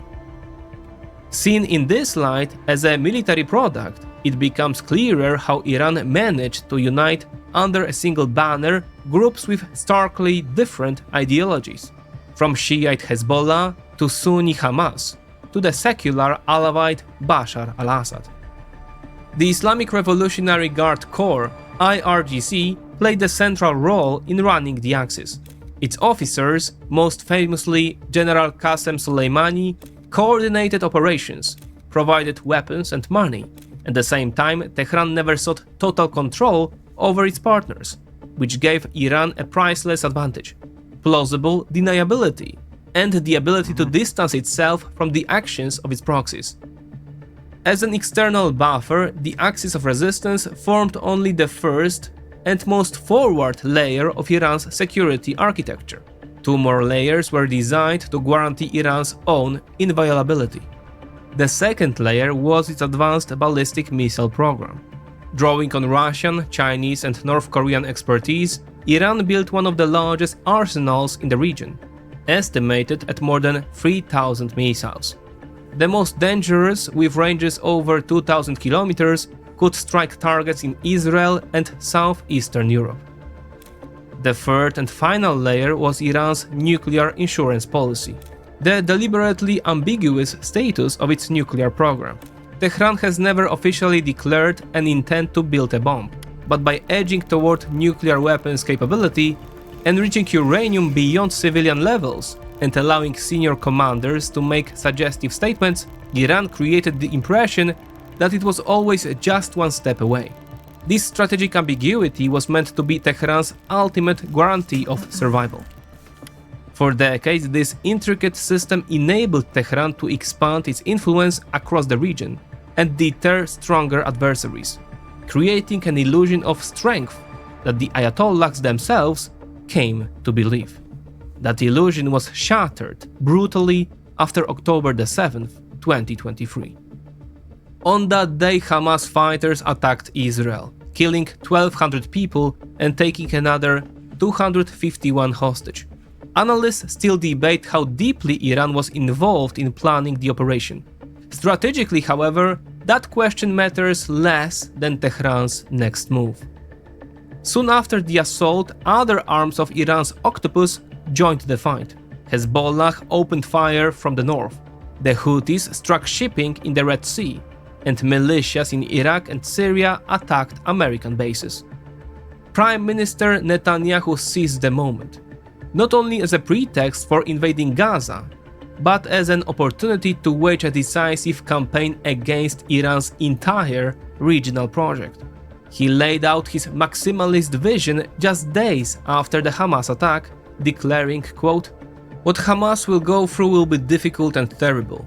We are in the midst of a campaign and we have only just begun. I ask you to stand firm, because we are going to change the entire Middle East." In the months that followed, Netanyahu carried out his promise with methodical precision, dismantling one by one the key pillars of the axis of resistance. While also still doing a genocide of the Palestinians, which also needs to be pointed out, people. By the summer of 2024, the Israeli army had crushed most of Hamas units and established operational control over Gaza. Netanyahu then turned to Hezbollah.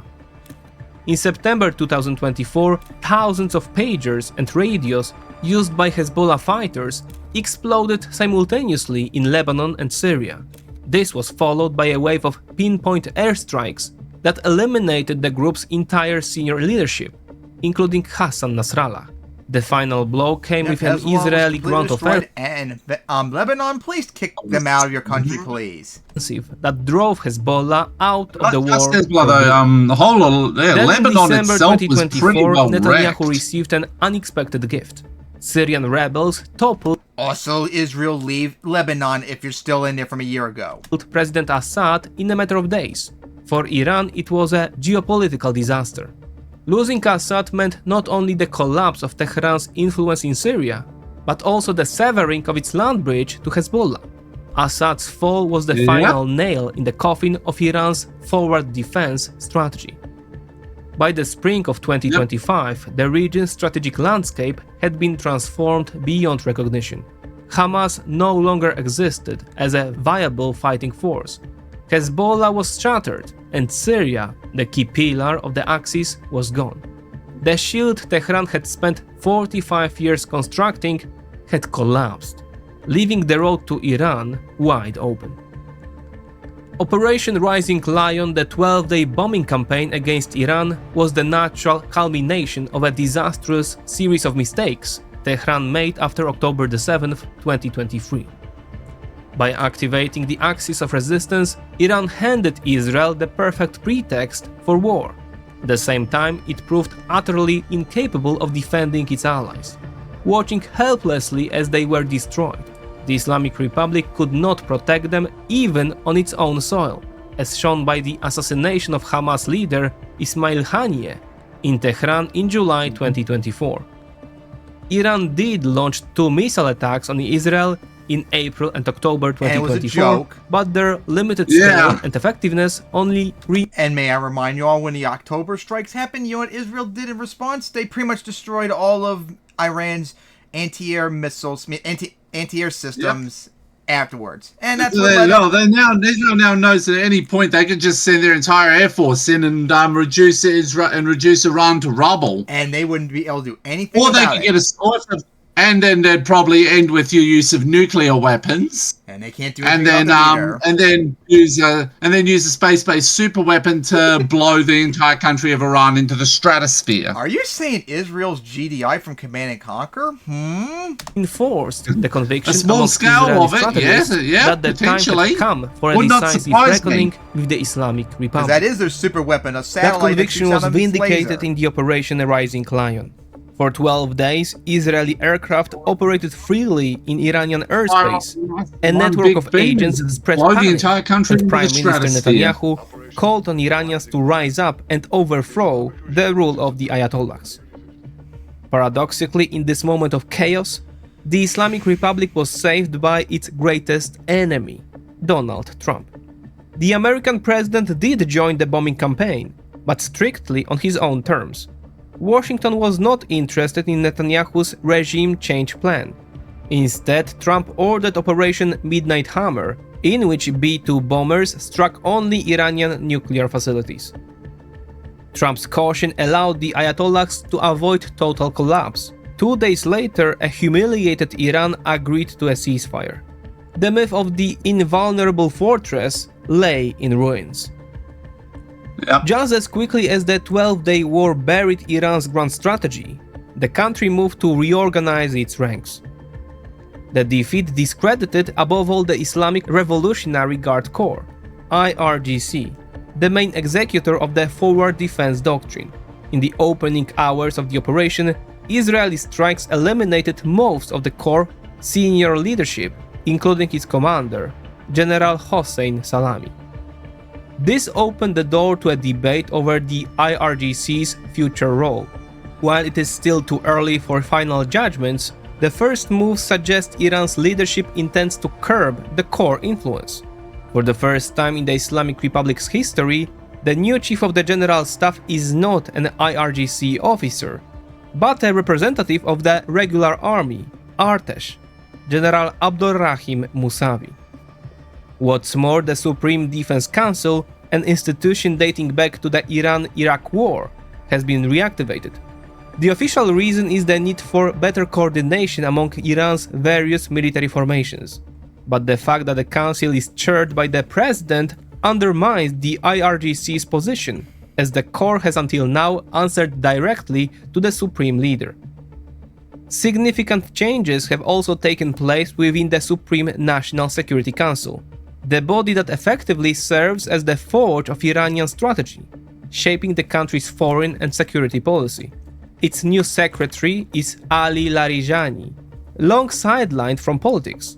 Though rooted in the conservative camp, Larijani is above all a pragmatist who once backed the nuclear deal with the West. His appointment signals that Tehran is seeking ways to de-escalate, to buy itself precious time, and to stave off the prospect of another confrontation. Despite the defeat, the mood among Iran's ruling elites is not uniformly grim. The civilian population's response came as a pleasant surprise. In the moment of trial, they did not heed Netanyahu's call to rise up, but instead rallied around one flag. The leadership knows, however, that this surge of patriotism is fragile. To sustain it, state propaganda has deliberately struck nationalist chords, drawing on Persia's millennia-old history while placing less emphasis on worn-out religious rhetoric. One newspaper linked to former President Hassan Rouhani captured the overall sentiment well. Quote, "We are neither defeated nor victorious. The enemy too neither won nor lost. The ceasefire is conditional. It depends on how quickly we can rebuild our capabilities." Unquote. Nah, Iran's problem is that rebuilding its old strategy is no longer possible. The country has stumbled into a strategic trap with a drastically limited set of options.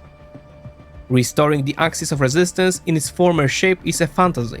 Assad will not return to power in Syria, and the new government in Damascus is backed by Iran's regional rivals, Turkey and the Gulf states.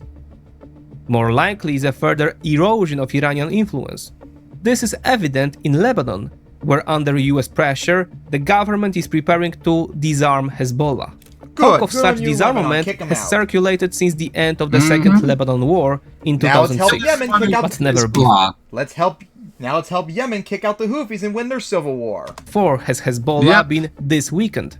Nor Beirut and after we drive, it is not unthinkable that we then also drive tell the Saudis to fuck off.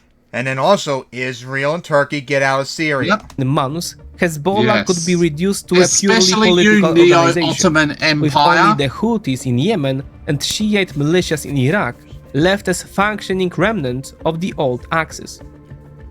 Worsening Iran's predicament is its strategic lowliness. During the 12-day war, Russia and China, supposedly Tehran's close allies, stood by as Israeli and American bombs fell. Because you're both very weak and can't challenge us. Ha ha ha ha. Nor are Moscow and Beijing eager to bolster Iran's ahead of a especially when one views in a war that they're getting crushed really badly in Ukraine. Front of fighting, both guided by their own cold calculations. Iran's relationship with China illustrates this problem well. The much-hyped 25-year strategic cooperation agreement announced in 2021, supposedly worth $400 billion in investment, remains mostly on paper. In practice, Beijing has limited itself to importing Iranian oil at discounted prices, avoiding major investment for fear of US sanctions. Russia, itself under heavy sanctions, is somewhat more inclined to deepen ties. Yet with the bulk of its resources tied up in Ukraine, Moscow is in no position to make up for Iran's military losses. The search for new allies is virtually impossible. Decades of sponsoring armed militias have alienated most of the region's governments. Even the tactical normalization with Saudi Arabia stemmed from the fear of the axis of resistance strength, not from any genuine desire to build a lasting partnership. Maybe you should change your government to be more pro-peace and maybe, join the Western world? How about that one? The tragedy of Iran's position is that its weakening has come at the worst possible moment. Hanging over Tehran like a sword of Damocles is not only the threat of another round of war with Israel, but a series of other looming dangers. The first of these dangers has already entered a decisive phase. On August 28th, the European powers, Britain, France and Germany, formally triggered the snapback mechanism enshrined in the 2015 nuclear deal. Their decision set in motion a 30-day process after which all UN sanctions on Iran will be automatically restrained. In economic terms, the immediate impact may be limited, given the crushing weight of existing US sanctions. Politically, however, the move is momentous. The return of UN sanctions will mark the definitive end of the JCPOA and bury any remaining hope of resolving the crisis diplomatically. The second threat, arguably even more serious, is the new dynamic in the Caucasus. As Iran was still licking its wounds from the 12-day war, the leaders of Armenia and Azerbaijan signed a historic peace agreement in Washington, in the presence of President Trump. At its heart lies the creation of the Zangezur Corridor, branded by the Americans as the Trump route for international peace and prosperity. That deal grants the United States exclusive rights to develop this corridor for the next 99 years. For Tehran, this is a strategic nightmare. It means an American political and economic presence right on its northern border, along the key land route that connects Iran to Russia. All of Iran's conventional and asymmetric pillars of security have collapsed. The axis of resistance effectively no longer exists. The ballistic missile arsenal has proven inadequate as a deterrent, and Iranian territory has been deeply infiltrated by Israeli intelligence. Only one option remains on the table, one that could realistically restore deterrence: the pursuit of nuclear weapons. Although President Trump claimed after Operation Midnight Hammer that Iran's nuclear program had been completely destroyed, it is now clear that this was not the case. The facilities at Natanz, Fordo, and Isfahan were badly damaged, but not eliminated. More troubling, the fate of roughly 400 kilograms of highly enriched uranium remains unknown, reportedly moved by the Iranians to an undisclosed location just days before the US strikes. Adding to suspicions, immediately after the ceasefire, Tehran suspended cooperation with the International Atomic Energy Agency and expelled its inspectors, who until then had been monitoring Iran's nuclear program. All this raises serious doubts about Iran's intentions, yet the decision to actually build a bomb is far from straightforward. It is a perilous gamble. Given the depth of Israeli and American infiltration inside the country, conducting clandestine nuclear work is virtually impossible. Any attempt to militarize the program would almost certainly provoke a military response from both. And you already saw what happened recently, so if I was you, just drop the nukes forever. You're just not gonna get, at least peacefully, of the United States and Israel. Right. And so for 45 years, the Persian lion, through cunning and asymmetric strength, moved with remarkable agility across the Middle Eastern chessboard. Today, wounded and isolated, the lion has been driven back into its mountain fortress. Its enemies, led by Prime Minister Netanyahu, seek to lock it in a cage, cut it off from the world, strip it of its claws, and condemn it to a slow death. Iran now faces a no-win scenario. Any attempt to rebuild the axis of resistance in its old form is an illusion. Yet abandoning the pursuit of nuclear weapons would leave Iran defenseless. And No, if you don't get nuclear weapons and, change your government and all that, you would be perfectly fine. Overthrow your government and kill it and kill all of them. Like, you're not gonna be invaded as long as you behave. Easy target for ever bolder Israeli strikes. Without a nuclear deterrent, Iran is doomed to bleed slowly under the blows of a stronger adversary it cannot match in a conventional battle. If, however, Tehran were to take the desperate step of building the bomb, it would hand its enemies the perfect pretext for a massive preemptive strike. The decision itself would become a self-fulfilling prophecy, triggering the very full-scale war Iran has spent 4 decades trying to avoid. This is the essence of its strategic stalemate, an absurd choice in which every move leads to defeat. There is, of course, a third path: diplomacy. Exactly. But even this road seems like a dead end. Even if the Iranians wish to negotiate, across the table sits Donald Trump, like Turkey used to be. Transactional to the core, with no interest in subtle diplomatic games. How the conditions he would impose would be intolerable for Tehran. Not only the permanent dismantling of its nuclear program, but also the elimination of its ballistic arsenal and the remnants of the axis since your of resistance. population doesn't like the For the regime. Islamic Republic, whose identity for 45 years has been built on resistance to the Great Satan, accepting such terms would amount to political suicide. You gotta do it though, and that's the end of the discussion. Thus, every escape route has been cut off. Passivity means slow death at Israel's hands. A nuclear gamble means near certain destruction at the hands of the United States. Diplomacy means humiliating capitulation. How is it capitulation when you can survive? Like, it's just the wrong framing that they need to realize. Undermining the very foundations of the Islamic Republic. Perhaps the only option left to the Persian lion is to endure. holding a defensive crouch, absorbing blow after blow, in the hope that regional dynamics eventually shift, that Netanyahu falls from power, and that a new president takes the White House. The question is, by then, what will be left of the lion? Well, as long as you behave, nothing's gonna happen. So yeah, now we got that. So we got to see about that, the recap of the Iran-Israel war. Does it once again prove that Iran won? That does it once again prove that Israel won? Yes, it did. Yeah, like, it's not that hard, people. It's not that hard to see. I don't know why dumb leftists in particular have a major problem with it. All right. Yep. So now, what's next? Homophobes exposed as gay again for the 1,234,567,890th time. And you point us out with Russian asset Betty Johnson recently. So what happened? Oh wait, no, Mike covered what happened to Betty Johnson, so let's go watch it really quickly and laugh at him. This is amazing.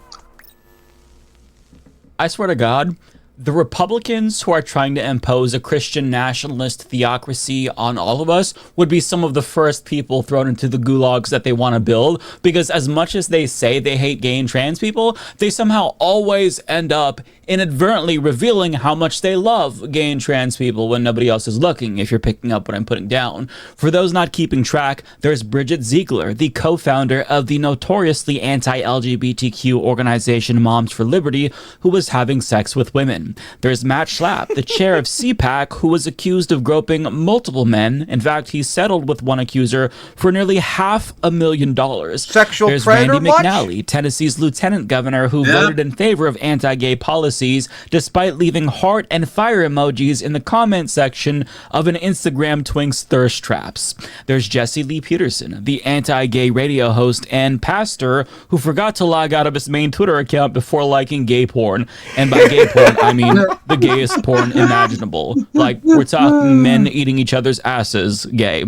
There's also Alex Jones, who's been transvestigating former First Lady Michelle Obama for years, but he forgot to close the tab that he had open with trans porn before filming a wellness segment for his show InfoWars.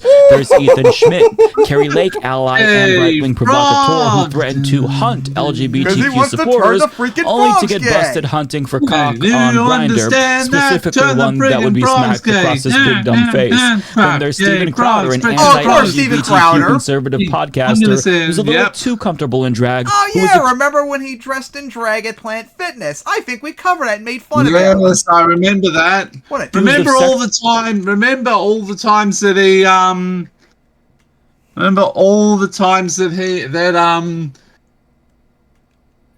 the times he he dressed in drag. Yep, because he's too scared of Daddy Sam Cedar. Sexual harassment by his former staffers. One in particular owned Benjamin bemoaned how Crowder would force them all to wear really degrading and sexualizing outfits, and asked, how is dressing like degenerate fruitcakes owning the left? On top of that, Crowder once admitted that he was worried that his former bisexual phase would come back in a segment where he was vocalizing his fears about he literally did a song called that, and it's like, I'm afraid of it coming back. I'm afraid of Mr. Hyde rearing his ugly bisexual head. That was a short phase. No, I'm afraid of getting angry. I'm sorry, but if one of your current fears is that your former bisexual phase will come back, it's not a phase. Like, by your 30s, you should have that sorted out. The fact that you don't is a little bit telling.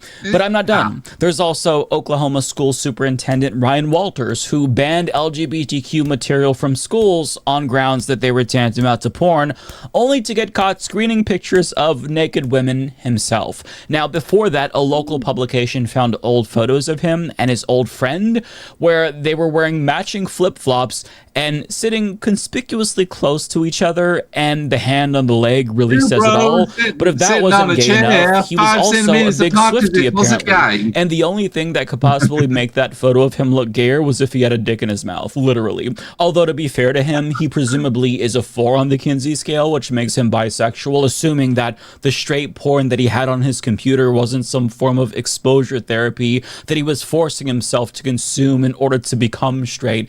Listen, I've been there, Ryan. Spoiler alert, Women are not an acquired taste, my friend. You are not going to make yourself like it by watching. We'll have that taste, though, unlike you. But keep in mind, like, these are only the more recent examples of high-profile bigots getting exposed as closeted homosexuals or chasers. If I named all of them, we would be here all fucking day. In fact, the website Gay Homophobe, which kept track of them up until 2021, just stopped doing that because at this point, why even bother? We all know that if somebody is vocally anti-gay or anti-trans, it's probably because they have something to hide. I wonder if a certain show been pointed out for years. Oh, wait. Right here. That's right. About themselves. And this keeps... Like, remember when we first made fun of Crowder, I pointed out, and look how right we were. fucking happening. Just last week, Bill Berrien, an anti-trans Republican running for governor in Wisconsin, got caught following multiple kink-related accounts on Medium, one of which was a trans porn star named, wait for it, Jizz Lee. I take it because they're the Jet Li of jizzing. I mean, I don't know, but... Again, you guys are obsessed with this stuff and you claim to hate it. Embrace who you are, like I do. But you can't make this shit up. But they refuse... Get a job. ...to understand that their obsession with hating LGBTQ plus people makes them look more suspicious. But what makes it all the more hilarious is when these idiots end up... Pull yourself up by your bootstraps and learn to make mangaka like me. Oh, wait, I forgot. You guys have no creativity because conservatives have no creativity. I forgot. ...telling on themselves inadvertently. I'm, of course, talking about one of the biggest right-wing influencers right now in the game, Benny Johnson, whose initials are BJ. Russian asset, remember? Who notoriously outed himself. Who's probably very angry about what Ukraine has been doing recently. Literally, while he was being anti-gay. I know you saw this, but in a now deleted tweet, he complained about the advertising on the Military Times website. And as you can see, there is indeed an ad for the world's largest gay cruise. But if you look at the little icons in the top right, you can see that these are Google ads based exclusively on his own search history. Not be funny, but this man has a wife and kids. Buddy, I'll let you know if I didn't have ad blocker on. Oh man, all the straight hentai to be seeing on ads for me. So like, I couldn't imagine the look on his wife's face when she sees this and finds out. Accept my degeneracy, unlike you. I have this man's beard. What the fuck? At least I'm also not a Russian asset like you are. Had a hunch that this was indeed the case based on what fellow right-wingers have alleged. Back in March, so-called ex-gay Milo tweeted, "Which happy-go-lucky podcast host gets trashed and has sex with young boys in the latter's hotel rooms at Turning Point conferences, leaving his wife weeping in the arms of other men downstairs amid the APAC leaflets and trestle tables?" He follows up by saying his initials are BJ, and that's how 1,000 20-year-old male Turning Point volunteers will remember him. Now, 1,000 might be a bit hyperbolic, although, on second thought, maybe he's making a more conservative estimate when he says 1,000. But even though Milo Yiannopoulos isn't the most reliable source, someone who is reliable corroborated that this is conduct from Benny Johnson at large gatherings where there are other men who like other men, specifically back in his BuzzFeed days. So Saeed Jones explained on Blue Sky, "I made out with Benny Johnson at an empty dressing room at a BuzzFeed holiday party in 2013. It haunts me to this day. Anyway, it's funny that he's done literally everything but come out of the closet. Men will literally become traitors to their country rather than go to therapy." He goes on to explain everyone got sloshed because of the open bar. Benny and I went into a dressing room and started kissing. Would have gone further, but he said something cringe enough to snap me back to my senses. I rolled my eyes and left. Okay, this is like 100% confirmation that this happened because that does sound like Benny Johnson. He adds, "I'm not naming names, but I was just informed I wasn't even the only guy Benny made out with that night." So Benny Johnson's former BuzzFeed co-worker spills the tea. So he gets blown up with it. Also, he's still probably jealous that I'm funny and he's not. And then his other co-workers reach out to that co-worker and say, "Yeah."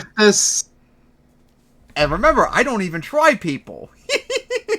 You're not the only one. And now imagine if I did try to be funny. So incredibly sorry that you had to visualize Benny Johnson making out with other men. It almost makes me feel homophobic, if I'm being honest. But I mean, I'm still glad that Saeed shared that information. But if I were in his shoes, that information would have gone with me to my fucking grave. Having said that, though, I am thankful that he spilled the tea, as painful as it was, because we have to expose these hypocritical pieces of shit. But it's just so annoying that we even have to do this. Like, it's absurd to me that so many right-wingers are making their repressed sexual desires the entire country's problem. They could be using the power that their side has to push for peace or healthcare, but instead, what are they doing? They're doubling down on anti-queer policies in hopes that, I guess, Republicans will ban them from doing something that they can't stop doing on their own volition. I guess they want big daddy government to save them from themselves. Perhaps they fear that, like, if they would actually face penalties like jail time for homosexuality, then that would convince them to stop doing it. But that's not going to do the trick, whether they admit that or not, because they're not going to stop fucking men, because even though they know they could be exposed as hypocrites, they're still doing it. They don't care. And some of them aren't even really trying to hide it that much. And even if, like, How they about went you back just to a embrace who you pre-Lawrence v. are? Texas status quo in the United States where homosexuality was illegal, that's just going to make it all the more enticing to them. They think it's hot because they love sexualizing people that they view as inferior. But if they really wanted to throw people off of their scent, they should probably stop talking about how much they hate queer people, because it's not convincing anyone at this point, certainly not themselves. They've apparently never heard the phrase "doth protest" too much, because these motherfuckers never stop protesting. They never shut the fuck up. But you know who does shut the fuck up? Lindsey Graham. Everybody knows Lindsey Graham is gay, but nobody really talks about him being gay because he doesn't go out of his way to bash gay and trans people every second. Look at his face. This is not the face of a heterosexual man, but he's at least self-aware to know that the loudest homophobes are always the biggest closet cases. So what does he do? He just goes on about his life. He inconspicuously lets men fuck him while he finds ways to fuck all of us, politically speaking. But most of these right-wing closet cases are just not going to stop bashing gay people, regardless of how sus it makes them look. So I think that what we need to do is weaponize their own homophobia against them and try to use it as a sort of deterrent to the extent that we can. Let them know the next time they spew this bullshit that their hatred and bigotry makes them look really gay. And that actual straight people don't spend most of their time thinking about how much they hate gay and trans people. Hell, gay and trans people don't think about gay and trans people as much as right-wingers think about gay and trans people. So let them know that their bigotry looks like a self-report, because it probably is. That might not persuade them to stop bashing queer people, but maybe it'll at least get them to think twice before they spew hate again, or at the bare minimum, make them feel a little bit more shame the next time that they privately get barebacked by someone that they publicly claim to be disgusted by. So yeah, what do you guys say about homophobes once again being exposed? Gee, why am I not surprised as always? Why am I not surprised? It's just the latest exposure of many exposures. Again, just accept who you are, people. It's not a big deal. If you're gay, just embrace it. It's not hard. If we can embrace being straight, you can embrace being gay. There's nothing wrong with it. Now, there is something wrong with Betty Johnson because he's a Russian asset, and you're conservatives. If you're gay, your conservatism makes you cringe. But for your sexuality, there's nothing wrong with it. Just accept it. All right, now on to the next topic. That's one of the last topics here, which would be... 2 topics. Idiot conservatives and college students embarrassing themselves. And of course, Mike unfortunately kind of embarrassed himself too. This one's going to be a little bit annoying. So recently, some MAGA dipshit went to a historically black college to do, like, debate. I saw this video, yes! Yeah, and... Yes. And in the end, and to me, both sides are in the wrong for different reasons. And unfortunately, Mike makes excuses and all that, which is really annoying. So, let's watch this.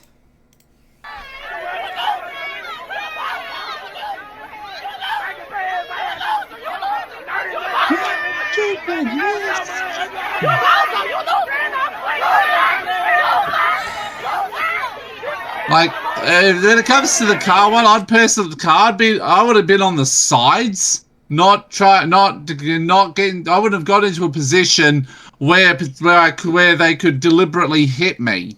I wouldn't have even gotten involved with this whatsoever once they left. This is so stupid. Like, the way the students are acting here, not cool. That was a clip from right-wing provocateur Cam Higby's stream, specifically the part where he was escorted off of the campus of Tennessee State University, which is a historically black college. And if you're unfamiliar with him, he's basically what you get when you order Charlie Kirk from Wish.com. And he got kicked off college, one, because he didn't have a permit to be there, and two, because they didn't want him there because he tried to pass overt racism off as debate, then had the audacity to cry victim after the students clowned on him. And I need to be clear when I say that he cried victim, because he cried victim. He retweeted someone who compared him to one of the Little Rock Nine who were being heckled by white students while they were being escorted to Little Rock High School in Arkansas back in... No, you're not like them. However, how they acted to you is kind of stupid too. 1958, after it had been desegregated. If it isn't obvious, I'm not fully on the... If it's obvious, I'm not fully on the side with the students like other progressives are. I think both sides are kind of bad him. on this. And in case you missed it in the description of the stream, he described the response. They got what they want. Now they can play the victim for the next 20 years. Yeah, like, well, we'll get to it in a little bit. It's really as stupid. A quote race riot, which it definitely was not. And if that wasn't melodramatic enough, his organization tweeted out a video which purports to show violence being committed against them on campus. But as you can see, by violence, they mean students flipping them off and heckling them and even politely waving goodbye in some instances. And I've got to say, I'm so sorry that they were subjected to such tiny instance of violence something stupid that they taken away the sign. That's the person who shoved the cardboard sign on their car and taken away the sign too. Which we'll get to. It's not violence. It's like it's still a dickish move, and you're kind of just playing into their victimhood. Yeah, we're gonna get to that in a little bit because there's a whole bunch of violence. I too was flipped off once, and it landed me in the hospital for 2 weeks. So I understand firsthand how traumatizing that can be. But I've got to say, I can't help but feel like this is exactly how they hoped it would turn out. Not to victim blame, of course, because they are indeed victims, but when you show up to an HBCU and spew vile racist bullshit and deny the existence of racism, it's kind of hard to imagine anyone wanting to respectfully engage with you in the first place because you're antagonizing them. I mean, look at the topics that they were debating. Diversity, equity, and inclusion should be illegal, and deport all illegals now. Gee, I just can't figure out why nobody wanted to engage in a good faith conversation with these two dipshits. It's crazy, isn't it? I mean, just imagine for a moment if the shoe were on the other foot and I showed up to their church, for example, and I brought a sign saying God isn't real, or Jesus Christ was a fraud, or Satan was the good guy in the Bible since he... Unless you were talking to Ayaka, they probably would shoot you and call you a homophobic slur. Yeah. He killed less people. Yep. I wouldn't necessarily expect anyone to engage with me because I think that they would know my goal wasn't to pull a gun out and shoot you. Engage. The goal was to get a reaction out of them given the inflammatory signs that I brought with me. Like, that's just not going to facilitate meaningful discourse. And they know that. But the goal wasn't to engage in respectful discourse because they don't respect the students. What? Students that they wanted to talk to. The students are nothing more than content to them. They're there to help them produce slop for their YouTube channels. Here's some examples of the debates that they posted to their YouTube channel. Woman plays the race card on Cam Higby. Instantly regrets it. Woman knows transgenderism is fake, but wants me to lie anyway. Liberal starts crashing out after I said this about immigrants. I'm guessing it's something racist. Anti-Israel student tries to label Israel, quote, apartheid, then finds out she's wrong. Israel is an apartheid state, pal. It's not debatable. Actually, she's objectively correct. Organization, come on. It's a Nazi state like Russia. Ha ha ha ha. Take that. Black liberal triggered hard by MAGA hat. Tensions rise. I'm sure the MAGA hat, I'm sure you probably did something to provoke them, kind of like how Steven Crowder provoked and hit the union member, remember back in 2011 and such, and edited the video making it like he was attacked. I'm surprised. I wouldn't be surprised if you all started something, but otherwise, if they're triggered enough to do like violence to you because of your MAGA hat, then yeah, that's not cool. Oh, but gee golly, we're just showing up to have a good faith debate with them. But yet you're not in good faith whatsoever. Spare us the fucking bullshit, okay? You would not be having videos like these with those titles if you were being fair. You're not showing up to engage respectfully. You're limiting the scope of debate to 2 topics that you memorized a bunch of talking points for. And when students do try to debate you, regardless if they win or not, they're going to be framed as triggered SJWs to your YouTube audience. Or if they don't debate you and make fun of you instead, as was the case at TSU, then you might go even more viral for crying about how violent they were to you. Problem is, Mike, they're gonna win the argument to most people in that case. I'm sorry to break the news to you. It's because the way the students acted was not a good look. It's a win-win either way. You get content and you get to monetize it. Like, you get to monetize whatever happens, and the students get their faces plastered all over the internet and demonized for daring to stand up to you. And it's especially gross that this cry-bully would cry victim when HBCUs across the country have been inundated with threats and harassment in the aftermath of Charlie Kirk's murder, and TSU specifically received a bomb threat. So students are already on edge and have to worry about threats when they're just trying to get an education, but when they do bind together and heckle and shame you and give you a taste of your own medicine, what do? You cry victim.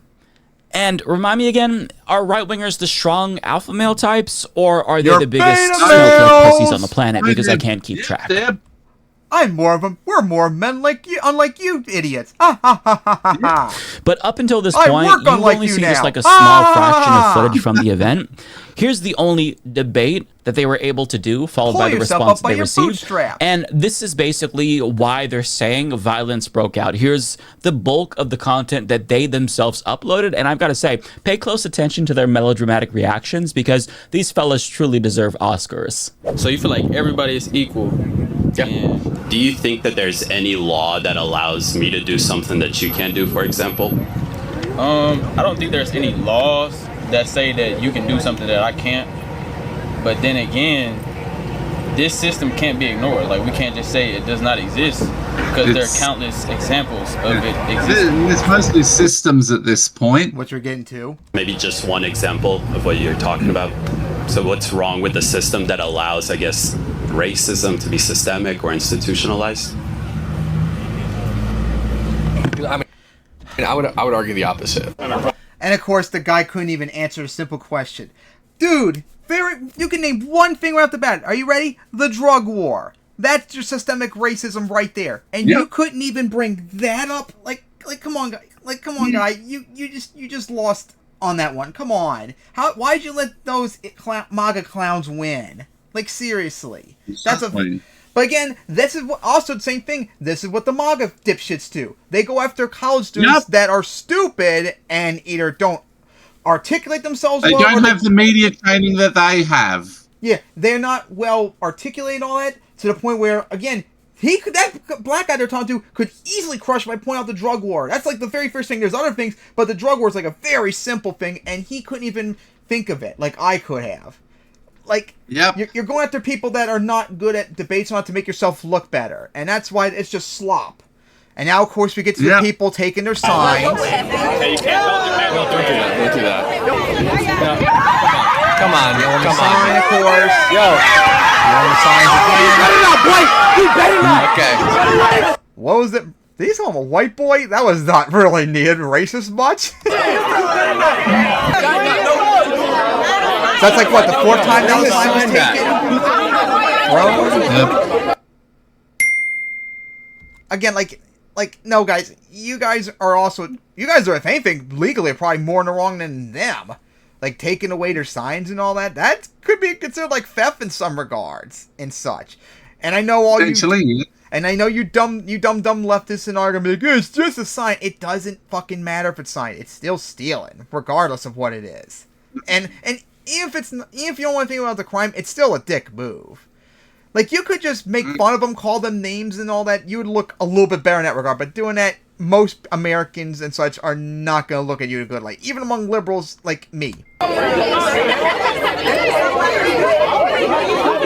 there are way better ways you can make these idiots look like the idiots they are. Like a little end live pre-game or post-game situation here. We have 500 people watching. We've got 500 right here watching. Look. Whoa. And like, surround the car, really? Like, that really is not That's just asking to get hit. Yeah. Like, as I said earlier, keep to the sides so they can't either throw it into reverse to run you over or drive a hard ahead into running you over. Or, if I was in this situation, you know what I would do? If they're leaving, I would leave them alone and go on my way. I wouldn't be harassing or anything like that because I'm not an antagonizer like you idiots all are. Every one of you are in the wrong in this situation. The MAGA dipshits are wrong and all you students are wrong too. This is insane. What the heck? Oh my You don't need to be up that close to the car, people. Well, I think the Fearless tour definitely made an impact. Yeah. Oh, whoa, shoving a sign right in the face. Something in our car? Arrest. Yep, that's kind of dumb. Dance in front of the car when they're trying to leave. That's. I'm not gonna head In that case, don't be surprised if you get hit because these drivers are violent savages, and they've learned from Islamic State, so they know that they can do car terrorist attacks.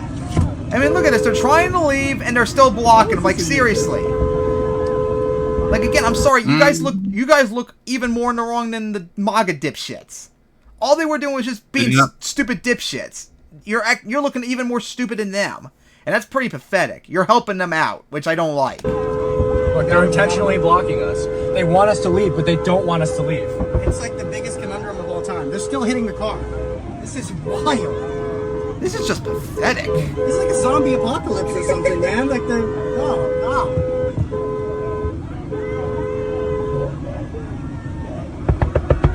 Again, people in front of the car. They're still hitting the car. Whoa! That was loud. They do not debate with their ideas, guys. They just... And honestly, yeah, they didn't debate you at all. Other than that one person.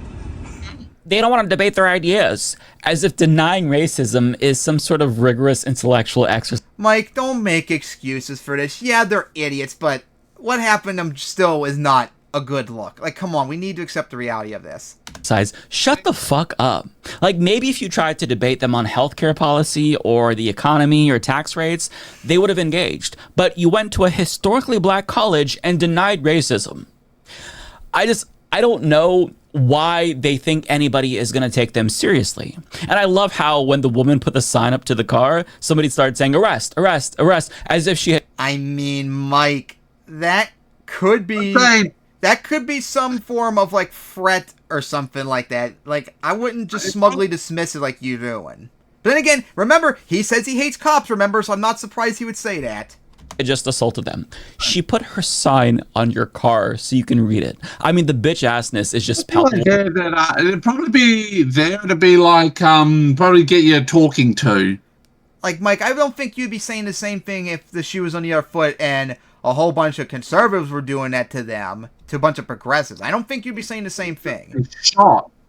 Like, he'd be calling for them to be shot. Yeah, like the way the students acted was just wrong. That's just the end of the discussion. Well, here, and they honestly are so embarrassing for posting this. It shows. Mike, I genuinely don't think I don't think they're as embarrassing as you think they are. I think the students are more embarrassed in how they acted than they did. Like that was a really bad look. Shows that they have no self-awareness. But if they really wanted a debate, if they actually wanted to engage in ideas, they actually did get one, because a student filmed another student that was debating ideas, the specific ideas that they wanted to debate. And these are the kinds of clips that you're never going to see them post online, because it shows them. Yeah, put me in front of these people. I will debate them on it. I will wreck them, and they won't show it because they'll be humiliated. And I also won't act like the students either. I'd probably be the one telling them to stop so they don't make themselves look like idiots. Getting owned.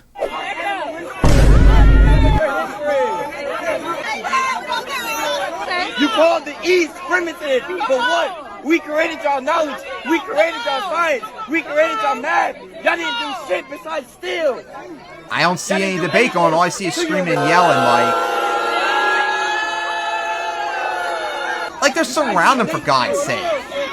You guys touch children. It will never not be funny to me to see debate bros get out debate broed. Mike, they weren't debating. They were just screaming and yelling at them. Where's the debate?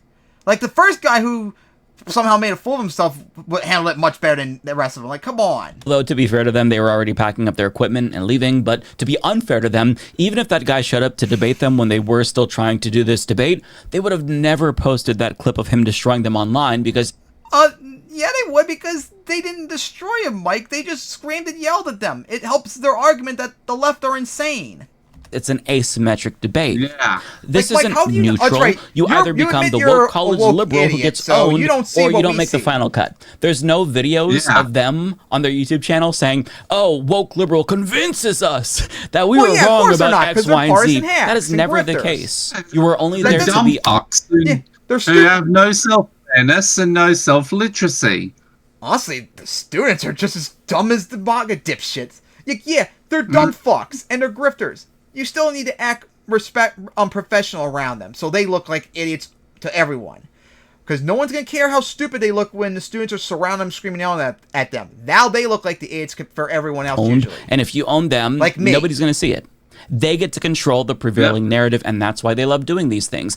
And you know what? That's what makes us unique among progressives, because we'll go after the left for stupid shit that apparently other people on the left will ignore for whatever reason. And that narrative control Yeah, isn't pretty just much. true on their YouTube videos, because I've been thinking about this since I saw this the other day. I wonder if we need to do another What the Left Does Wrong again. local ABC affiliate interviewed them after this event, and the affiliate didn't talk to a single student about this, which gave them another opportunity to present themselves as victims and control the narrative. I sat down with two members of the group on why they chose to come to an HBCU. We kind of just drive places and then we end up in a city. We pick a city and then we just go to that city and then we kind of figure out what universities are there. We didn't know that TSU was an HBCU until the Oh, night sure, before. yeah, He you didn't didn't know know that. until Don't until fool they us. told him on campus. Okay, now you're going too far where I'm starting to lose my sympathy when you know what you did. Don't deny it. The university has released a statement about the event, saying university policy requires any demonstration or protest activity requires advance approval and permitting. The group told me they reached out to TSU for They approval. weren't even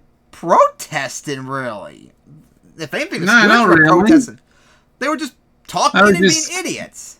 but could not reach them. They believe even if they had approval, they still would have been met with anger. I don't know what would have been different about the situation. We probably would have been posted up in the exact same spot, the exact same people Yeah, would have you been on would. campus, and they would have had the You exact same would. mindset. The group plans to continue their tour of speaking at colleges and universities, but they still don't plan to announce where they will speak next due to safety concerns. That ABC affiliate is owned by Nexstar, by the way, so surprise, surprise. Now, it would have been nice to at least hear from one student, since the students are now being smeared online in right-wing circles as violent because of... Mike, they were doing some pretty stupid things. I'm on their side, but I'm having a hard time defending But them. it was stupid. Like, I'm having a hard time defending them, and I'm on their side. Like, that's how bad it is. these How dipshits. they acted. But just so we're clear, they were not violent. Had they gotten violent or... Well, put aggressively in their face, surrounding them, cornering them in their cars, putting the sign on their car. Like, that is a way you can interpret that as violent or aggressive in some way. Like, Mike, you need to be more honest about this. Like, why can't you just accept that the students were just as dumb and wrong as the MAGA dipshits? Not only were they just as bad, if anything, they were worse than the MAGA dipshits. They really didn't do anything wrong other than maybe not get a permit or made a fool of themselves. But hey, anyone can make a fool of themselves. physical, that would have been unacceptable, but that is not the case. Regardless, they're trying to frame them as violent and claim that they were rioting. Because, of course. They weren't rioting, but they did not act in a good way. But they have a right to make fun of, heck. Like I said, if you acted like me, you would look a lot better and them dipshits would look like idiots. But you really helped them out. I don't like it. And protest people that show up to their campuses to dehumanize them and make them feel uncomfortable. This is what happens at all college campuses whenever conservative saboteurs show up to make fun of the students and make them feel uncomfortable and intimidate them. This is what I did when I was in college as well, which was always targeted by evangelicals because it was a very diverse, queer-affirming campus. But whenever somebody would show up to talk shit, they would get clowned on themselves. As a matter of fact, here's a selfie that I took with this guy who showed up to our campus on the day that Oregon overturned its gay marriage ban with a sign that said homosexuality is sin. And as you can see, like, I'm not really taking it seriously. Nobody was really there at the time that I took the picture, but within a couple of hours, there was an entire group of people around him heckling him and making fun of him because a drag queen had come out and performed in front of him, and he got so uncomfortable that he ended up leaving. This is what happens all the time at universities. Well, depend on how close they were. I don't think I would be okay with it and all that. I think you might be going a little bit too far depending on how close it is. They target universities and then they get the same. I've done is I've got my own sign and had put it next to him saying, "Never misses a gay event." Once every single time. This is no different here. They used to do with the Westboro Baptist Church. See, now that's actually a good protest in a funny way. Not entitled to people's time, and if they choose to give you the attention that you're desperate for, it might not be the attention that you want. Like, they might be mean to you. Nonetheless, the internet and local news is just letting these melodramatic, provocateur drama queens, I almost called them drag queens, drama queens, get away with pretending as if they were somehow victimized by these students when they were not. That's... Oh my God, Mike. The students did not act well. I'm sorry. Like, you need to just accept that reality. They did not do themselves any favors. It's obvious. The students were just giving them a taste of their own medicine. They were returning the disrespect that was brought to their... That wasn't disrespect and all. That was way beyond that. Campus. And since most of Twitter has only seen Cam Higby's perspective, I do want to take some time to share the other side's perspective, which responded in the replies to the videos that were posted by him that are now going viral. Quote, "You didn't come to speak, you came to create this video. A white man shot Charlie Kirk on a predominantly white campus in one of the white states in America, and as a result, racist white conservatives decide to antagonize black students at an HBCU over a policy that benefits majority white women, DEI. Imagine lying about them using violence when they never touched either of y'all and only told you to rightfully get the fuck off their campus." Well, first off, they don't have the right to tell them to get off the campus. That's the campus's side. And you're not supposed to get in their face on it, which you really were. Bunch of grown-ass pussies. Unpopular opinion, you aren't owed a debate. Guys, we're just here to have a civil discussion. DEI is a racist dog whistle. You exercised your right to free speech to be deliberately provocative. The students exercised their right to free speech by objecting to your presence. Which... you could, but there's a limit to it. They really weren't doing anything wrong that I saw.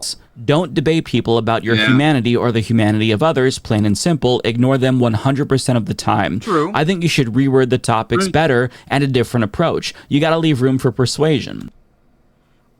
If I mean, they acted... I mean, what they're saying is stupid, but in terms of how they were acting like normal. If the students acted normal like the first guy, that would have been perfectly fine.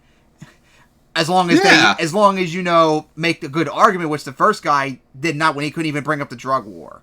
But that guy handled it well for what we saw. That's coming on an HBCU campus with these signs isn't indicative of people who are trying to civilly debate. These are people who went out of their way to deliberately antagonize black students, so cut the bullshit. Yeah, they were there to antagonize you, but you need to realize that and act normal so they don't have bait to use against you. If you just acted normally, like the first person, and actually were smart enough to destroy their arguments, they would have nothing. They would look like the clowns. Now people are okay, support them. And unfortunately, I have to kind of support because you guys acted way too far in the other extreme. So as you can see, they sniffed their shit out from a mile away. But increasingly, racists and white supremacist provocateurs are targeting black communities, marginalized groups, because they feel emboldened thanks to Donald Trump's presidency. Before on the show, we talked about how neo-Nazis showed up to a predominantly black town to intimidate residents, but the community came together and they drove... Yeah, I remember that, Mike, because we covered it. That's different. That's different, though, from this. That was neo-Nazi starting shit. These were just idiots. It's the difference between a provocateur and a genocidal terrorist. Yeah, all they're doing means being stupid fucks. These guys were actual Nazis doing shit. Drove them out. But these things are continuing to happen even when they don't go viral. Like, they're isolated, but they do happen. For example, a Trump supporter crashed a book signing event for a black author and made a scene for seemingly no reason. Yeah, and fuck him. Aside from racism. I don't need to do anything. Stop telling me this is not This is not Nazi Germany. I don't need to do anything. Stop telling me what to do. Call the cops on me. Go ahead, you do that. You go ahead and do that. You go ahead, you go there. You go there. Call the cops, bitch. I would like to see the full video of this too. Bitch. Fucking go ahead, fucking bitch. Go ahead. Right here. Take a picture of it. Right here. Fuck you, bitch. I don't know if he's on social. I don't know the full context, but if he was starting shit, then yeah, go. Media, but I take it he'd be complaining about nobody wanting. But again, that would be someone who's doing more than these guys. These guys did nothing wrong other than being idiots. To debate him if he was. And I'm sorry, they did not deserve the treatment that they got. Back in 2022 and 2023, right-wing militias and Proud Boys were showing up to drag shows, and neo-Nazis were showing up to pride events.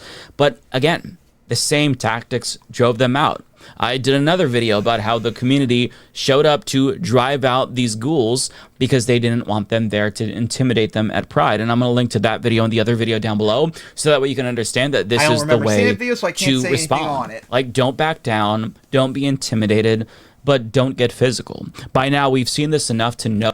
But also don't act like how the students acted. Act normally like the first one. That's just fucking stupid. Act normal. And that's giving ammunition to them to be like, see, this is why we have to do massacres of minorities and why we have to do mass bombings of college campuses. See what the dumb leftists did to Charlie Kirk? We can't reason with these people. Oh, how to deal with this sort of thing. You simply just have to come together as a community and forcefully but peacefully drive away these fascists. That includes heckling them, counter-protesting, and a little bit of trolling from time to time. And those students, I think, handled the situation perfectly. Right up in their faces and stealing this shit. Because they weren't there to debate.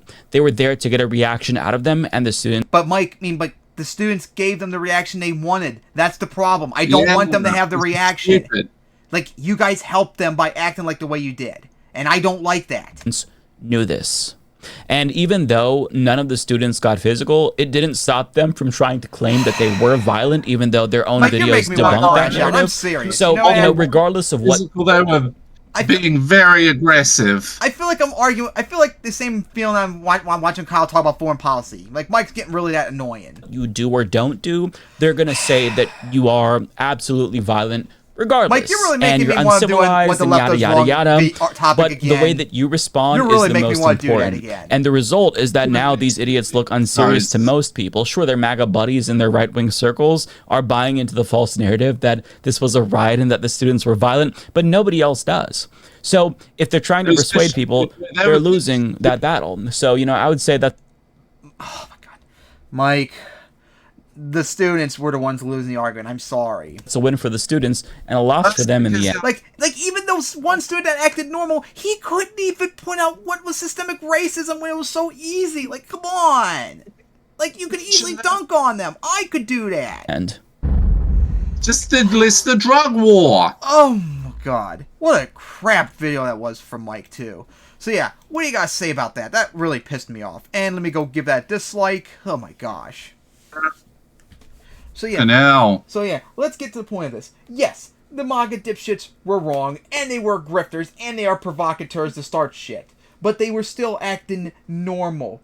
How do you defeat them? You don't get up in their face, steal their stuff, get like really aggressive and physical with them. That is, you're taking the bait.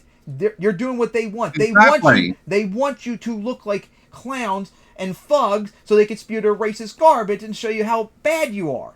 You act like the first person. And that's exactly what you did. They baited you guys and you need made that. Yeah, you need to act like the first person, but also have the policies right in your head, like about systemic racism, the drug war, right then and there. You could win. You make them look like fools, and of course they're not going to show footage of that because they got owned. But if you film that and such, then you can embarrass them. That's how you defeat these clowns. You don't take the bait. And I'm sorry, but you all took the bait and made yourself look bad to the point where even when we agree with you, I have to kind of defend the MAGA dipshits, and I really don't like having to do that. But you kind of forced me to do that.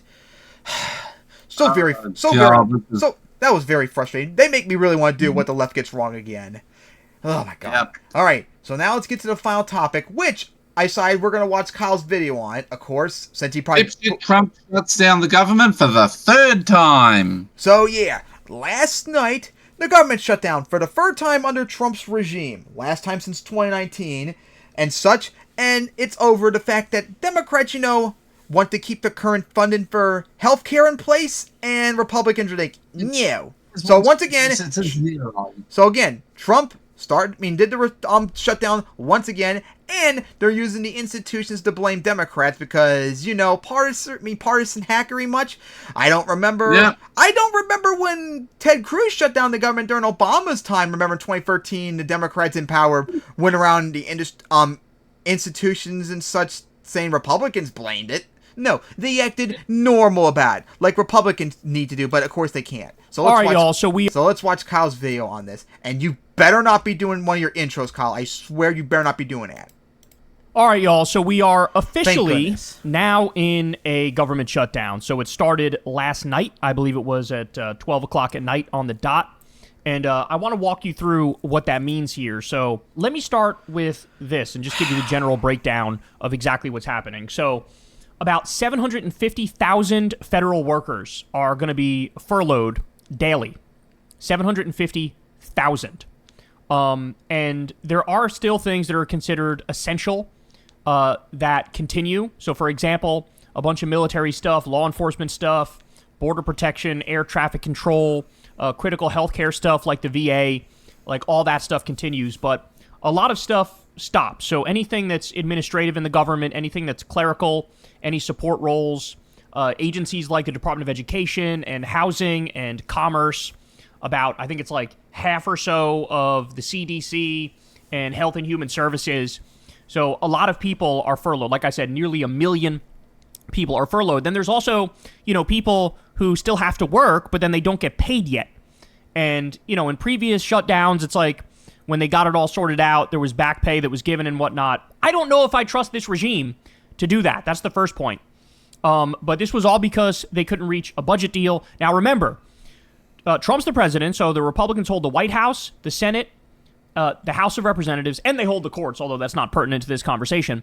So they control every lever of government, and so this is 100% on them. Now, they need 7 Democratic votes, I believe it is, to get to the 60 votes that's needed for a budget deal. But the way that works in reality is that you now need to go to those Democrats and say, hey, what can we offer you in order to get a deal through? And Trump's reaction instead was, fuck you. And he literally said, go fuck yourself, or something to that effect. We covered it the other day. It's something like, go fuck yourself, he said to the Democrats. So it's like, okay, well, then I guess you got to try to figure this out all on your own.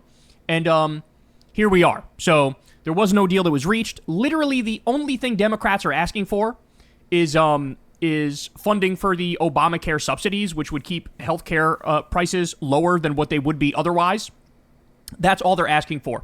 And the reaction from the right has been to just flat out lie, as conservatives always do, lie, and say stuff like, Democrats are demanding that we fund healthcare for illegal immigrants, and that's what illegals can't get in Obamacare. Illegals can't get it. End of discussion. Subsidies do not go, and Medicaid under Obamacare, the extension does not go undocumented immigrants. But they just lie and run with it, and that becomes the talking point. And so you get, half the media landscape just regurgitating this lie, and then you get the other half going, that's not actually true. And here we are.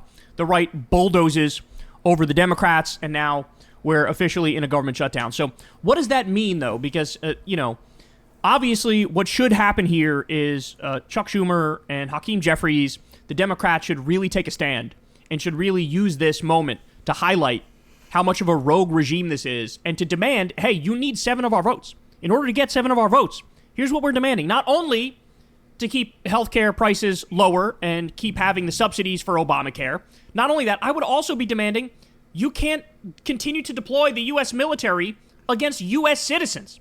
That's wildly illegal. That's fucking Democrats fascist don't dictator care, shit. and power don't care Let's about that, Kyle. You know that. Like this shit is normal, right? Those are just 2 examples of things you can and should bring up. I mean, honestly, it should be a list of like 5 or 10 things that you bring up. But let's just start there, right? Well, guess what? Here is what's going to happen now. So listen to this.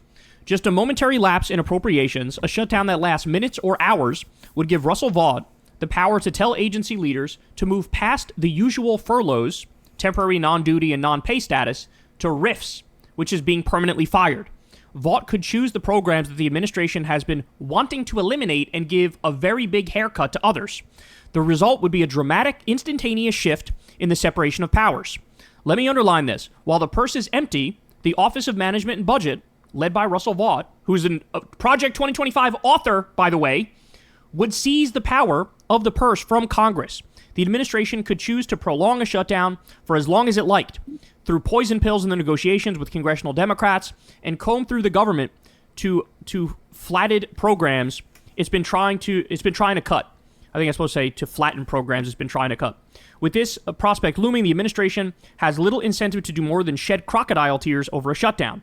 And then, when the shutdown is over, when the administration chooses to end it, those employees who were furloughed would come back on the payroll with back pay through a 2019 law. The employees who were RIFed would not. This would be an historic and incredible invention of a backdoor impoundment. OMB could prevent the administration of programs it opposes by gutting the government's capacity to administer them. The Trump team could kill programs unilaterally without the inconvenience of going to Congress. To top it all off, this would be perfectly legal. So, in other words, what it looks like they're going to use this shutdown to do is exactly what they did under Elon Musk and Doge. Now, for those of you who don't remember, we had Elon Musk at the beginning of Trump's time in office. They'll buy 200,000 people and kill 100,000 US of government them. agencies. And he cut pediatric cancer research. He cut the funding for NOAA and the NWS, the National Weather Service. So now we get worse weather forecasts because not only did they fire people, they also cut the number of weather balloons that we have. He cut Meals on Wheels, the CFPB, which is the Consumer Financial Protection Bureau, which protects you from getting scammed. Nuclear safety officials. In fact, he had to beg the top nuclear safety official to come back. Cut FEMA, the Department of Education, fired 83,000 veterans, shut 50% of the Social Security offices, fired 250,000 government workers overall, fired food safety inspectors and air traffic controllers, and they cut scientific research and medical research. And that's only some of it. USAID, which, by the way, there was an article that came out the other day from Nick Kristof in the New York Times that said 88 kids were dying a day because they couldn't get malaria medication and HIV medication. So what Trump is going to do is, in the same way that they illegally did these cuts under Elon Musk and got away with it, by the way, they retroactively approved a lot of the cuts. Now, they're going to do it again in a government shutdown. They're going to do it again in a government shutdown. Except this time, they have some sort of pseudo-legal framework. Not that it mattered because they did it when there was no legal framework. That's what happened. They did it when there was no legal framework and got away with it. Now, they're going to do the same fucking thing with a pseudo-legal framework. So this is how fucked everything is. This is how fucked everything is. And if you're a Democrat, the best thing you could do is be on them like a fucking hawk. And anytime they cut some shit, you scream bloody murder. Every single time they destroy the government. You have to point that out to the American people and say, look, they are destroying the government. They do not believe in having a functional federal government, quite literally. They're against that. They want a government so small you can drown it in a bathtub. Okay, well, there are consequences to that. They want no government or anything corporations do. In all but they want to make sure that white people and black people can't interact. For the Democrats, they really are in a no-win position, right? Because if you give them whatever they want up front, which was what Schumer did the first time around, you give them whatever they want, and then you're giving them whatever they want, and you're not putting up a fight at all, right? So you're being weak. But if you pick a fight over this, which it's good that they are picking somewhat of a fight over this, although I'd fight a lot harder and pick many more issues. I don't think they're going to pull a fight well, whatsoever. then they're just going to do more Doge-style cuts anyway. Because so they're paid the Doge-style cuts when they're illegal. fascism. They do them now in this pseudo-legal way with the government shutdown. And again, the only thing the Democrats need to do is you guys need to be screaming bloody murder at every turn. Now, by the way, I got to show you this because Russell Vought, again, Project 2025 author, who's the head of OMB, who's going to now basically take a fucking chainsaw to the government because there's the shutdown. Here's what he was admitting on TV, what he's about to do. Listen. Estimate for us, give us some ballpark numbers here. We've already had some sizable reductions in force. Actually, there's a number 300,000 floating around for this calendar year. That may or may not be the right number, but that number is floating around. Now, if there's a budget shutdown, as our own chat program suggested, almost ineluctably will be a budget shutdown, then you have the authority to reduce the federal employee count by roughly how much? Well, I'm going to let that those kinds of questions extend until tomorrow and the days after. Right now, where we are, we have hours to go before a government shutdown, and it can be avoided. And then we'll get in tomorrow. The preparation is all done. We have many options, but we're going to get in tomorrow and see where we are, and we're going to manage this shutdown and try to keep the American people from the havoc that the Democrats have caused on with their crazy demands. No, that was Trump's fault, but dipshit. let it be said, there are all manner of... Literally the one demand was don't cut health care. The one demand. Authorities to be able to keep this administration's policy agenda moving forward, and that includes reducing the size and scope of the federal government, and we will be looking for opportunities to do that. Do you understand what he's saying there? Putting it in simple terms, they are not negotiating in good faith. This is a purge. Because conservatives never do. They're doing a purge of the government. Yep. All right, more. So here we have Trump, again, saying the quiet part loud and admitting it in the Oval Office. Listen to what he says here. About the state of the Democrat Party when they have a 33% favorability rating on average in recent months, and they're willing to shut down the government over health care. They are shutting it down. We're not shutting it down. We don't want it to shut down because we have the greatest you're shutting it down, ever. Trump, because you're I told a you we have retard. $17 trillion being invested. So the last person that wants it shut down is us now. Yes, With that you being do. said, Your we fault. can do things during the shutdown that are irreversible, that are bad for them and irreversible by them. You fucking idiot. You just said it. You fucking idiot. You just gave the game away. Oh, we don't want the shutdown, but by the way, a shutdown would be great. We'd be able to do a lot of things that we don't think we could do otherwise. It would be awesome. But we don't want the shutdown. Blame the Democrat. Isn't Are funny you how kidding me? free Are shutdowns you have kidding me? happened He's too under stupid Trump, to be in this position. and During it's the been like shutdown 40 years that in are between since irreversible, we had free that are bad combined. for them and irreversible and free by them. happened in the last like cutting 6 vast years, numbers of all people because out, this cutting stupid things fuck. that they like, cutting programs that they like. Because Trump And sucks you know, ass you people. all know Russell Vought. He's become very popular recently because he can trim the budget to a level that you couldn't do any other way. So they're taking a risk by having a shutdown because of the shutdown, we can do things medically. Also, listen and to him sound like a otherwise. blitter He's literally retard just with admitted, dementia. We're going to cut stuff medically. We're going to cut healthcare.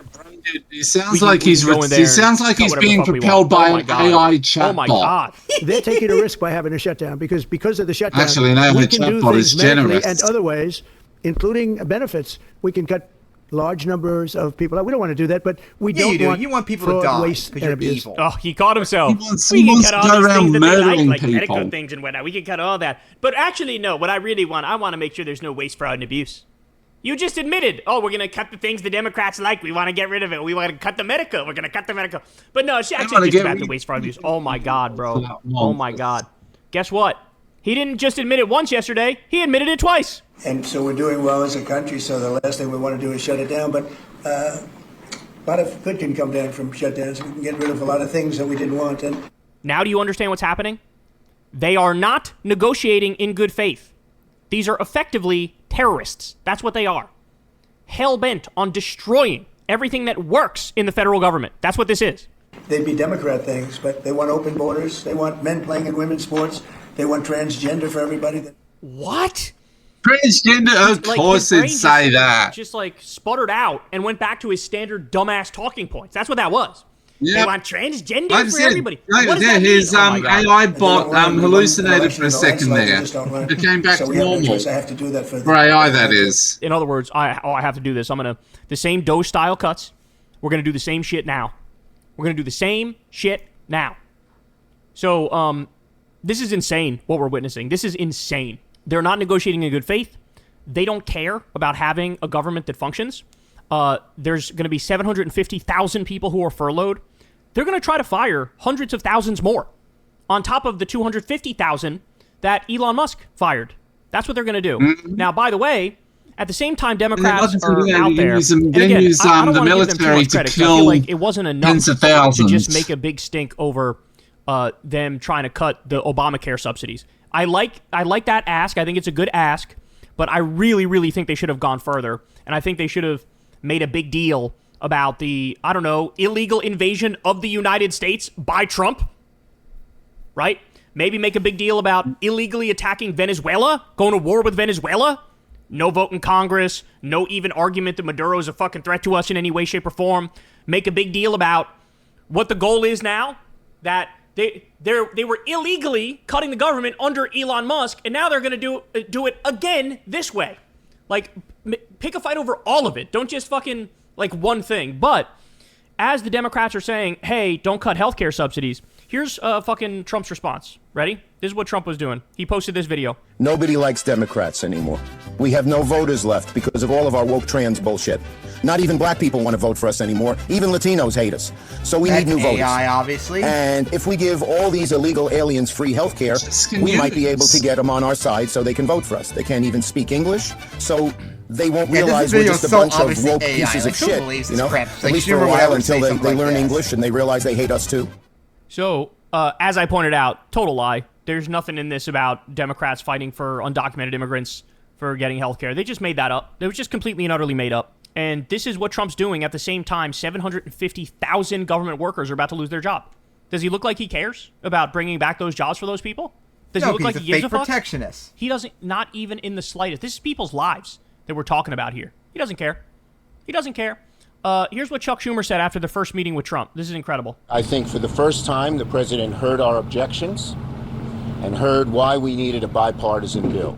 These two need to resign. I mean, it's really that simple. Schumer and These Jeffries need to go. You guys don't know what the fuck you're doing. You don't know what you're dealing with. You have no fucking idea jailed what for you're dealing with. treason. None whatsoever. Schumer, please You lose think the you're AOC in this fight? 2028. You don't even know half the shit he's doing. Once we're Anybody done who with watches this putting all is the more fit to be a Republicans leader, in front of because the at least they know Nuremberg, what Trump's actually in front doing. of the and what they Hague, need to we need to put all the corporate Democrats in front of the Hague as well. Or have them play Age of History free with me and I'll nuke all their provinces. fight against.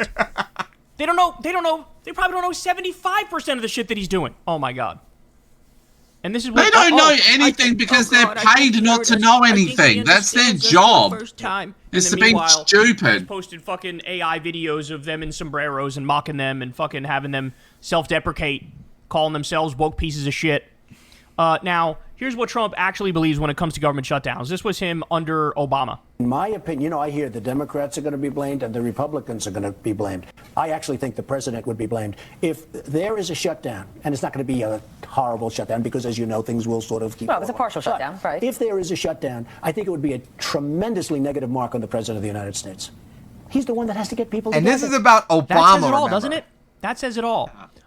But as I pointed out, he doesn't want to bring people together. He doesn't want a solution. He wants to fucking slash everything under the sun. Now, here is a super right-wing, hardcore corporatist Democrat. And here's what he's saying about this issue. Hey, everybody. I'm still down here in Washington, D.C. The Senate just had a vote which failed, which means a shutdown at 12 o'clock tonight is very, very likely. And this is going to be very painful for a lot of people and very difficult. This whole idea of my way or the highway that the Republicans have been pushing is not the way to go. We've got to negotiate to try and keep the government open, or get it reopened, I should say. Number two, we've got to try and do something to keep the health insurance cost of people down. They're about to skyrocket because of the expiration of these premium tax credits. It's going to be very, very painful and very shocking for a lot of people all over the country. It's going to affect your health insurance premiums because more people that get kicked off their insurance because they can't afford it makes everybody else's health insurance more expensive. And the president and the White House have got to stop these unilateral cuts, this chaos they're trying to promote, and this idea that they're looking forward to a shutdown because they can do a lot of more cuts that they wouldn't be able to do otherwise. I'm very concerned about that. I did a post about that earlier today. So please, everybody, stay in touch, keep track of what's going on, follow what's going on. Let's work together to solve problems that face the people of the United States of America. Thanks. So this is and that's one of the coming most, from if one of not the most dinos. Conservative Democrats in the House of Representatives, and he's saying in no uncertain Yeah, terms, one of the Republicans are saying my dinos. way or the highway, and all us Democrats are asking for is to still have Obamacare subsidies. And here's the thing, Republicans. You don't have enough votes to get what you want. So, if you want the votes, you're going to need to do what we want. So, So, working families have What we lower want healthcare most of costs, you corporate and they said Democrats no, to and do they is fucking spin it die. around. And so, you know, this is 100% on them. Again, this is a Democrat who pisses me off on a daily basis. Tom Suozzi, right-wing Democrat. He's not and actually a probably votes with Democrat, them he's some actually a absurdly high Republican. percentage of the time. And even he's going, doesn't look like they're negotiating in good faith. Doesn't look like they give a fuck about healthcare costs or anything else for that matter. And so that's exactly right. That's exactly right. But what Democrats need to realize, they need to wake up and realize we're not in normal times. Like this is different from any other time in U.S. history. Because here you have a rogue, terrorist, fascist regime that actively wants to destroy the entire federal government. Does not care in the slightest about the immense pain and suffering they cause. They take glee at the 750,000 furloughs, and you're going to have the OMB director, Russell Vought, Project 2025 boy. He's probably going to try to fire hundreds of thousands of people on top of the 250,000 they already illegally fired. And so your job, if you're a Democrat, is to control the narrative. Your job is to go out there and let everybody know they're full of shit, they're fucking lying. They love the fact that there's a shutdown right now. They want your healthcare costs to go higher, which is why they're not giving in to our one demand, which is keep healthcare costs lower. This is who they are. This is what they believe in. This is what they're doing. And so you have to do that. You need to define the terms. And the things you should absolutely be fighting for, not only lower healthcare costs, which I think is good, but also you should be fighting on no more of these illegal wars like with Venezuela. You should be fighting on no more illegally invading the United States of America. He's going full fascist, and you're not even using that as a talking point and a negotiating chip. You're not even bringing that up and reminding people how insanely fascist and extreme this regime is. Yes, it's totally and completely unacceptable. So make no mistake about it. And that's why when they bring all the Republicans to the Hague, we need to bring all the corporate Democrats there as well. Now, in a pseudo semi-legal way because of the shutdown. They were going to do that regardless. So if you're a Democrat, it is on you to message and go to the mat and show everybody exactly who these people are. Do not let them bullshit and lie their way through as they destroy every single thing we hold dear. Hey, y'all, do me a... So yeah, what do you guys say about, for the third time, Trump shutting down the government because he's a fucking moron? No surprise. He sucks, and this is all his fault, as always. Trump always fucks up. He never does anything good. So, fuck him. And with that, that will finally wrap up this episode, guys. So see you, hopefully, on a normal Friday and all that. So see you all next time. See you next time.